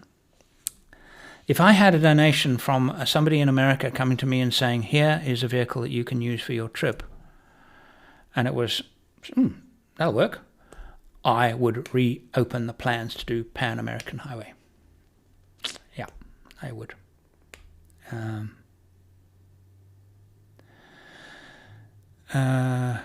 Thank you, Chris. He became a Patreon because he was people leaning forward on etc. That's why I became a Patreon member. Your solo trips were just as interesting. So I think so. You know, I've got this challenge because I've got people that want bills. I want people that want full bills with all of the bells and whistles. I've got people that want budget bills. I've got people that are not interested in bills. They just want the travel. And I got other people who's not interested in anything but Gwyn. And some that just love the solo trips the most. I've got to try and cater for everybody. Not difficult, not easy.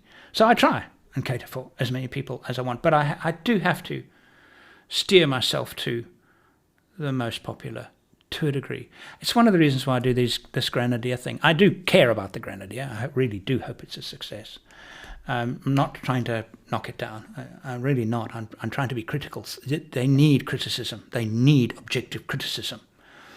Because I know Ineos watch these videos. I know they do. They need it to be able to say, did we check that? And if they say, Andrew, you're talking absolute, you're an arse hat. Well, fine. Keep that to yourself. But if you're listening and if you're watching, then hopefully some of what I say might actually get somebody to go, you know, we need to have another thought about that. That's an interesting point he makes. Let's think about that again. If I get that much out of Ineos, then hey, and the view numbers are really good. So it does well for the channel as well. But I'm hoping that vehicle is a success. I really do hope it's a success because it's a rare thing. Joanne, this thing has jumped down. Let me just. I want to just go back to Joanne. I think I've lost you. Giovanni is of my longest. Andrew, I believe you more than anyone could make great use of Garmin's InReach satellite text messaging system. It works worldwide. I know it. I know that. I know it does. And I have looked at it. But at the moment my systems work. But you are absolutely. Giovanni is from Brazil. It's nice to hear from you. And Giovanni, as I said, was probably my very first fan. And still in touch. It's nice, very nice to see you. Labour Law Act in South Africa. Where's the Canada video? No, it's edited. Even Patreons haven't seen it yet. It's edited. I try and keep ahead. 2 or so weeks. That's what I try and do. The Rivian. I tried to contact Captain Jolly. I tried to contact Rivian. They wouldn't even respond to my emails. What can I do? Again, it's who you know. If I knew somebody there and said, hey, then, but they won't even answer my emails. So, and I try and go to their media center, and I start with, I've got this many views, this many subscribers, this kind of audience I've got, and I'm not talking an insignificant audience. And Instagram, Facebook, and YouTube, I'm talking 400,000. It's not an insignificant audience. Ignore me. I can't do anything, you know. Gary watches everything on TV. I like to hear that you're watching it on TV. My stuff looks good on TV. That's why I put in the effort most of the time to make things look good. Are you watching on TV now? How's my lighting? Lighting's not bad, eh? Not too bad. Technical driving tricks would be great. Technical driving trips. I've been thinking about doing that for such a long time, but I need somebody to film it and different vehicles and a place to drive and demonstrate the different obstacles. Not easy to set up, but it's something that I would actually like to do.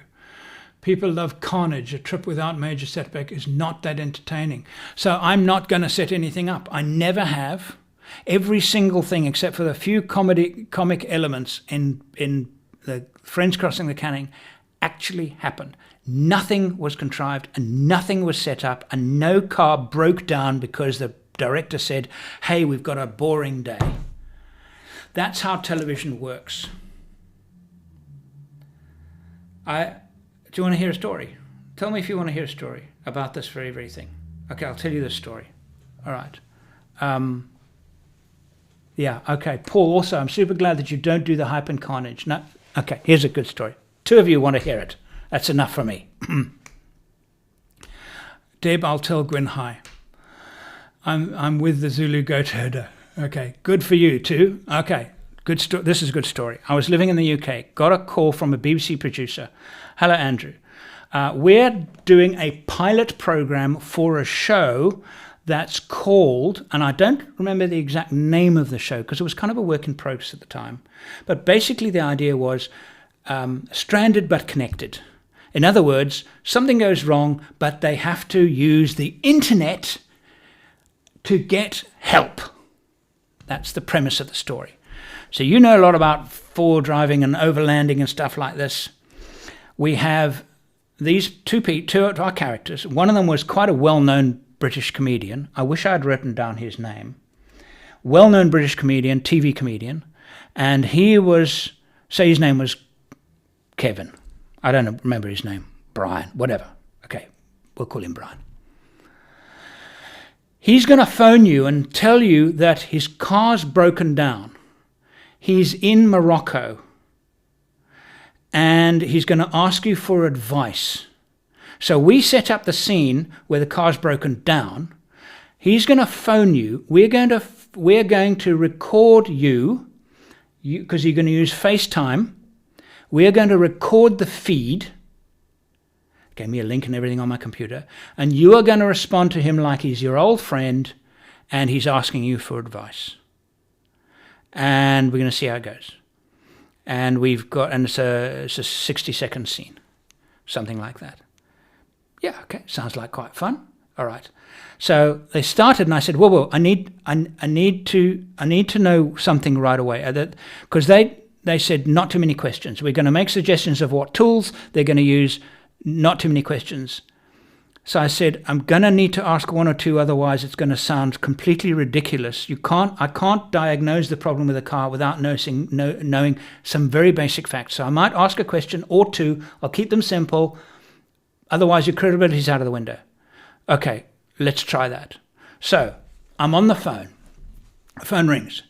And I go, FaceTime, I go, Brian, where are you now? And he said, I'm in Morocco and like this. What are you doing, mate? Why? So I'm now being an actor, okay? I'm improvising. Why? It's a bloody idiot. He's lost the key and we've got to start the car. And how do I get this car started? There's a thing on the dashboard. And I said, whoa. There's my question. I said, I need to know if it's a diesel or petrol. I just need to know if it's a diesel or petrol. Just give me some clue. Is it a diesel or petrol? So they hovered the phone around the engine bay, and I said, it's a petrol, fine. It makes it a little bit easier. Okay. And then he said, and this was the cue, this is what I'm supposed to say is, yes, you undo the clamp so you can take out the steering lock and short the two wires at the back of the steering lock and get the engine to start. That was what they were trying to get me to. But he said, I've got this star screwdriver. What should I do with it? Remember, I'm being filmed, eh? What should I do with it? He said, I've got a star screwdriver. Is this useful? I said, yes, definitely. Well, what should I do with it? I said, find the person that lost your keys and stab him with it. To which they fell about laughing. The camera went all in a funny, I could hear the crew laughing, everybody laughing.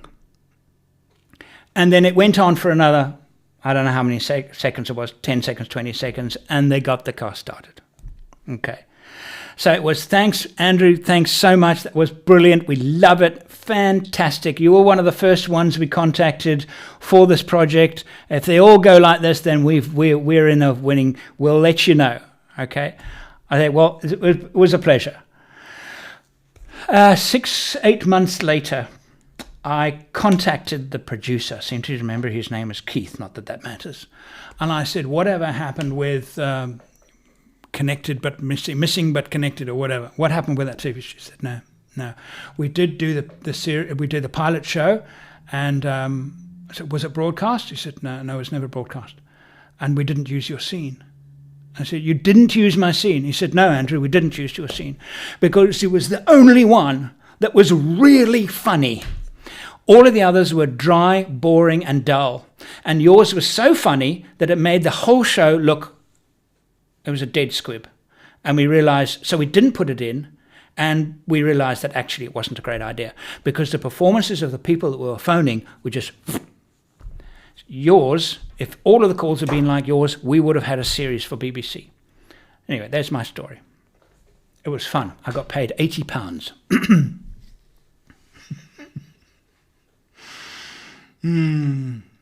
Right. It was good fun there.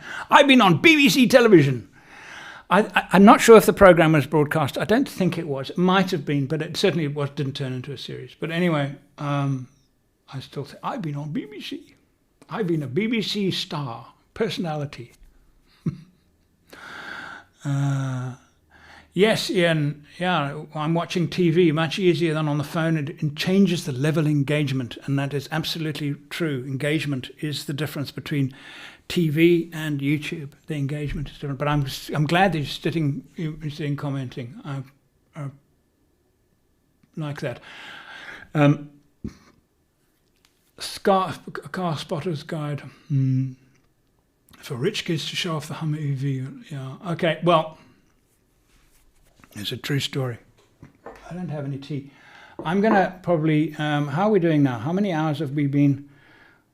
Ooh, we've been almost for 2 hours. I'm going to wrap this up at 2 hours. No, I won't, Renee, do setup scenes. I have no interest in setting up. I hate contrived television. I absolutely hate it. I once met a producer on one of these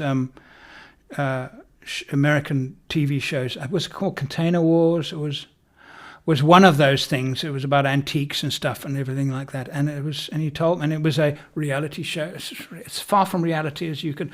People have scripts, and there's a little bit of ad lib, but honestly, there's such people are such bad actors. The extras are such bad actors that they have to give them scripts, and then they cut sound bites. If you see the way it's edited, it's always a little sound bite. So they'll say, "Okay, you now say, wow, that's interesting." Okay, and when you do it, I want you to look left to right. You do that, okay, action, go. Okay, do it a bit more excitement. Good, got that, great. And that's what they do, and they compile and edit. And the reason for it is that you can't set up a shoot for a container not knowing what's inside it. Because maybe there's a matchbox with 3 dead ants in the matchbox in the container. And you've spent the entire time on this crew and the camera operators and all of the assistants and the transport and everything, and it's costing thousands of dollars an hour, and the container has nothing interesting in it. So they set it up and they script it, and they often script it right there. They do often script it right there. So they'll actually have a note saying, and you'll have a script writer writing something and say, you're going to say that, you're going to say that. Okay, you're going to respond to it. Oh, that was a good response. That was great. Okay, you're going to try you now. And then they direct it and they control it. It's not reality at all. It's not reality. Have I touched on the engine choice for the Grenadier? I have, actually, Jeffrey. I don't have a worry about the BMW engine of the Grenadier. I'm not a real expert on BMWs. It's not a brand that I particularly am attracted to and know too much about. But why worry about an engine that's pretty well proven? I understand from what I understand that the power's good and performance is good. So I don't have a worry about the engine, personally. I don't. If it becomes a problem, then we'll know about it fairly soon, I guess, but I don't think so. Have to go. Sorry for riling you up from time to time. I appreciate your hard work. Land Rover, yeah. You know, Land Rover, I appreciate you. And remember, sarcasm doesn't work on the internet. There's no emoji for sarcasm, is there? Because sometimes I think you're being serious. So but thank you. I mean, it's good. I don't take it's good. Okay, I'm going to wrap this up. No one would ever thought reality TV is real. Oh, you're wrong. Oh, you're so wrong, Christian. People do think reality TV is real. That's the way it's presented. It's the way it's edited. They do think it's real. They do. It's I've pitched my ideas many times to production, and not for a while. And the reaction of the TV companies when I pitch an idea to them is they always say the same thing. It's not the program that we're particularly looking for right now. And that's the standard answer. But the problem is that part of it is unscripted, and unscripted is they're terrified of unscripted. Because what happens if nothing interesting is said? Like this show, a story I was telling you about the BBC, it was kind of unscripted. Those pieces were unscripted, and it didn't work. Because it was unscripted, and it didn't work. And so imagine if they had done a huge production relying on those people and realized these people, it's unscripted, but they're not interesting. They're not funny. They're not interesting. And they don't really understand what we're trying to achieve here. But because I've been in television and I understand it, it was easy for me to say, oh, mate, where are you now? Like I was his mate. I don't even know the guy. I can't even remember the guy's name. So I said, oh, mate, not you again. Not again. What? I was kind of pissed off with him because it was real. He was my mate. And so I could say to him, I'm just going to find the person who's lost the keys and stab him with it. I could say that to him.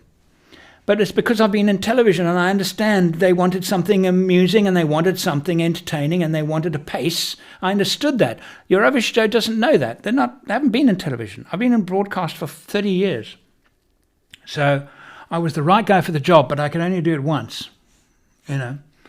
So that's why I've not been able to get. I am still trying to get if anybody of you knows anybody from, I am actually talking to some people at streaming companies now. It's really, really difficult to get through. But about the Canning series, I've been asking people, and these people that know my show well, but they're not.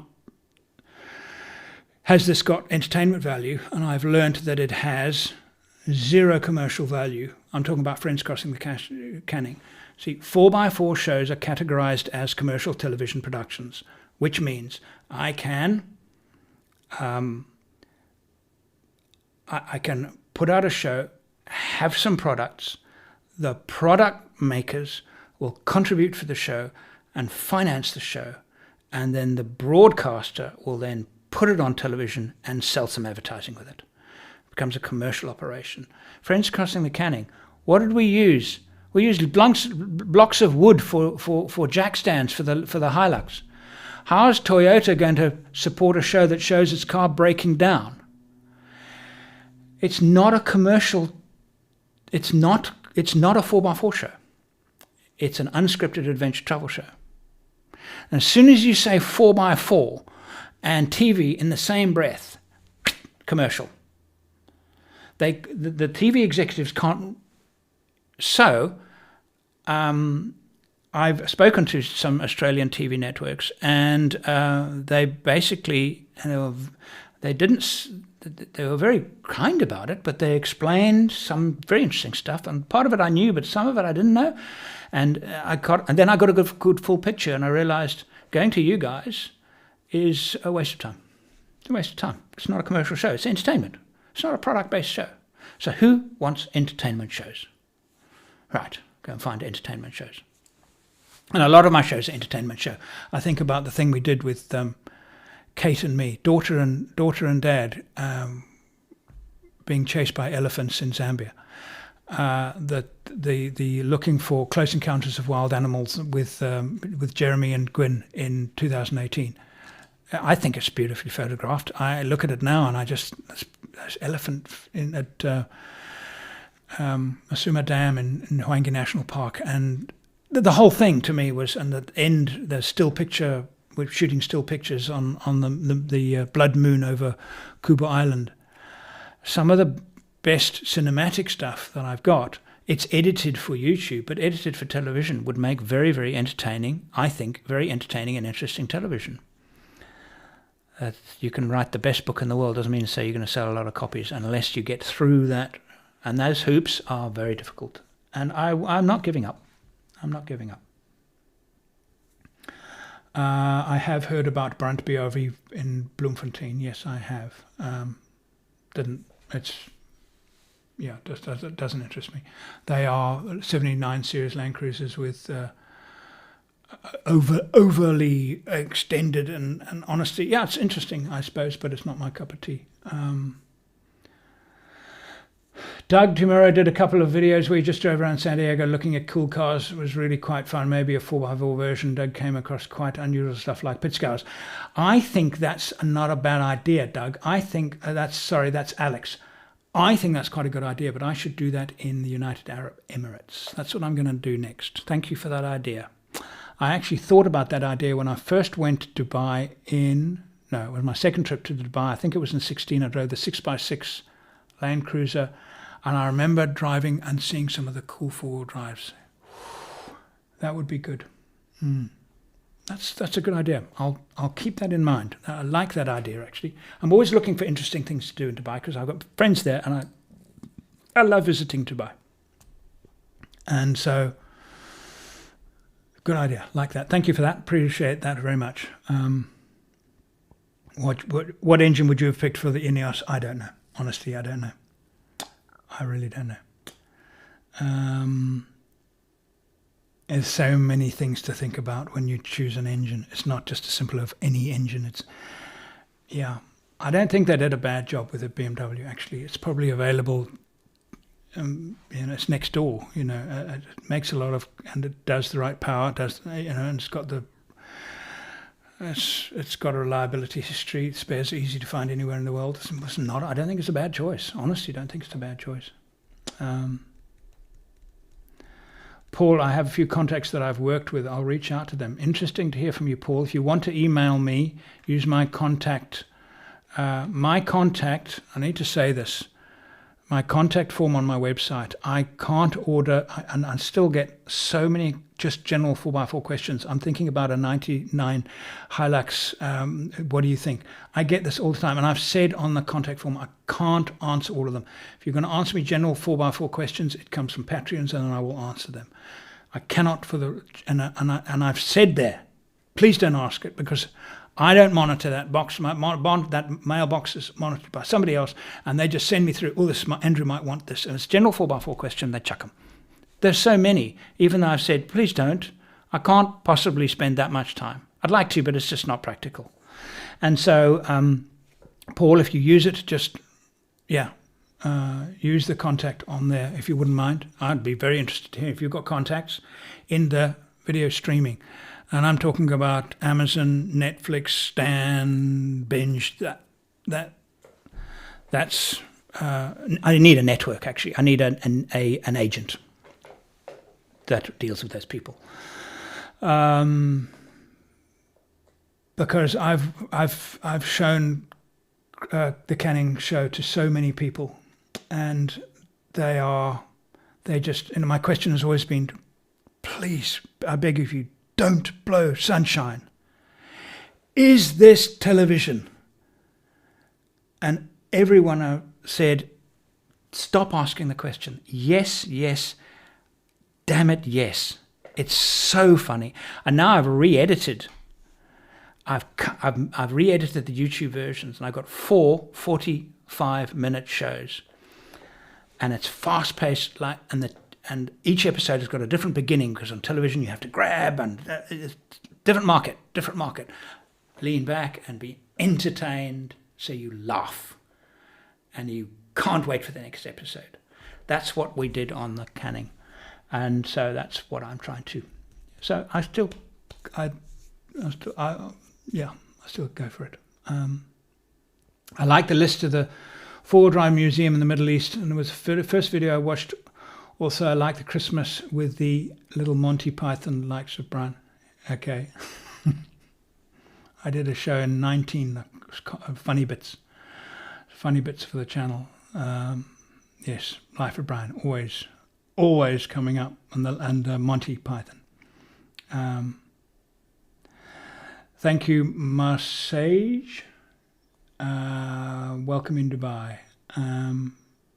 Yes, Paul, you can definitely message me on Patreon. I appreciate that. I actually haven't been let me just click on here and read, because my Patreon questions don't automatically come up on the feeds. I have to scroll down. Okay, Giovanni. Okay, Andrew, I believe that you more than when I talked about the Garmin's in reach. Okay, thank you very much. And just a few people saying thank you very much for a great channel. And I appreciate it, everybody. Christy, I appreciate it. Tristan. Thanks for the great live session, Andrew. Great conversation. Connor, keep what you're doing. The fans appreciate it. Good, thank you. I need that kind of... mostly Amazon, but a few Netflix too. That's great, Paul. Anything would be good. Anything. All you got to do with something like this is have somebody say, I'm interested in that. Let me look. They look at it and then they'll say, no, it's not for us. Or, okay, let's develop this further. Tell me more. So that's what you've got to do. You've got to jump through that little hoop. I show them episode 1. They've got to watch the first 3 minutes of episode 1 and actually hopefully get past it to the next 6 minutes and say, shit, I'd like to watch this at home. Or what a lovely idea. I love something about it. Something about it has got me.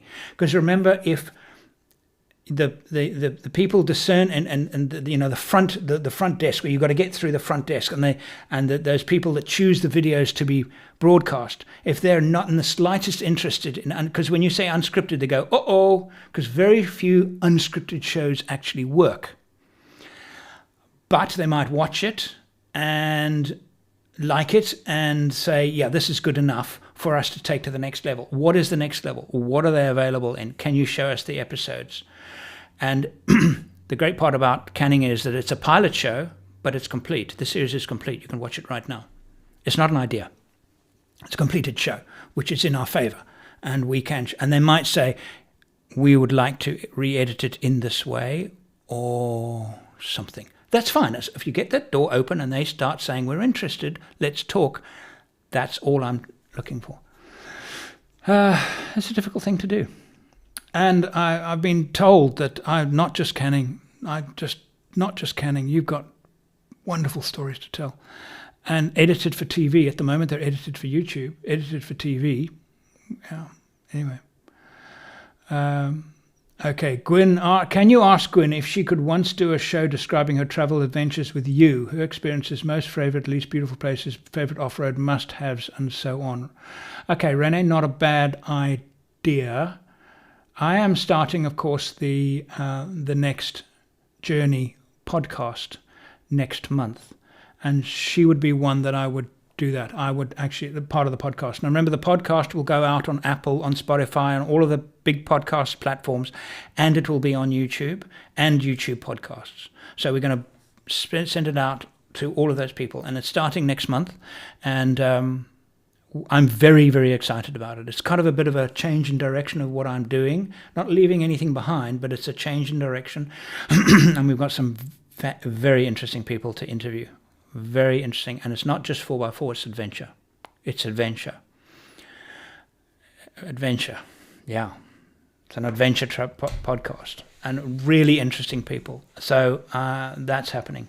Greetings from Clearwater Beach, Florida. Hello, Frank.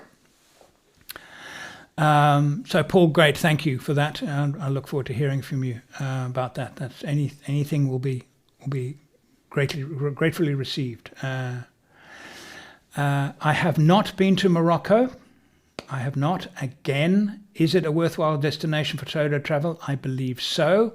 I have I was going to say friend, an acquaintance that writes lovely books. About Morocco and North African travel, and if I was to go there, I would ask him. And his name is I can't believe I've forgotten his name. I've got 3 of his books here. I've got Tom Shepard's name in my head, and it's not Tom Shepard. Oh, come on, somebody tell me the guy's name. Gee, this kind of memory stuff really, really bugs me. He's got the best Morocco overland book. Scott. Well, I've got these names, but anyway, he does a Morocco book, brilliant Morocco book. I have not been. Again, why? I've had the opportunity, no vehicle. I need a vehicle. So if anybody in the UK, now I did this time of day, so the UK guys would be awake and watching it, and any of you would like to loan me a vehicle, I want to do something in Scotland. And I want to do something in Morocco, but I need a vehicle. You need to loan me a vehicle. It's a tall ask, but it's the challenge. Okay, I'm going to wrap this up now. I've got 181 still watching me. We've had 2022. I must be boring you. Most people are watching for about 15 minutes, which is not bad at all. It's late in Perth, Renee. It is 10:05 in the evening. I've got a very, very busy week ahead. Did I miss all the Grenadier chat, Bernard? Yes, I'm afraid you did, but it's up front. We started with the Grenadier chat. You guys got to go. I've got to go as well. Your thoughts on maintaining a BMW driveline in Africa? I don't have a problem with it. Chris Scott, thank you very much, Mark. It's Chris Scott. Okay, and I don't understand why you don't follow the Attenborough design, but for overland. Just fly in and out, do a story on an overlander in a country. Now you see an overlander that in its natural habitat. Why don't I do it? You don't understand why I do it. Okay, I can tell you why I don't do it. Money. Airplane tickets are really expensive. Hotels are really expensive. I would be traveling more. I already travel a lot. So that's why. It's a good idea, but that's why. I'm going to wrap this up now. You're very welcome. Scotland only have a Kia Ceed. Yeah, I think I can need a little more than this Kia Ceed. Good try. All right, mates. It's after 10 p.m. Yes. Chris Scott. Yes, Chris Scott is the one that writes an outstanding overlander guide. I think the best. It's better than mine. It's as good as mine. Very good. And he does an excellent North Africa guide and Morocco guide. And he's a very nice chap. I haven't seen him in 5 years. Yes, I do have, you already own the Sir David Attenborough of the 4x4 community. I do have that honour, and but I don't have his budgets. But then I don't have his stresses either. Okay, guys, thank you very, very, very, very much for all of your comments and your contributions. I'm going to say goodnight from quite a chilly Perth. We're midwinter, and we've got some fantastic stuff coming up for the channel ahead. Keep an eye out for our new podcast, The Next Journey, happening soon. Bye for now.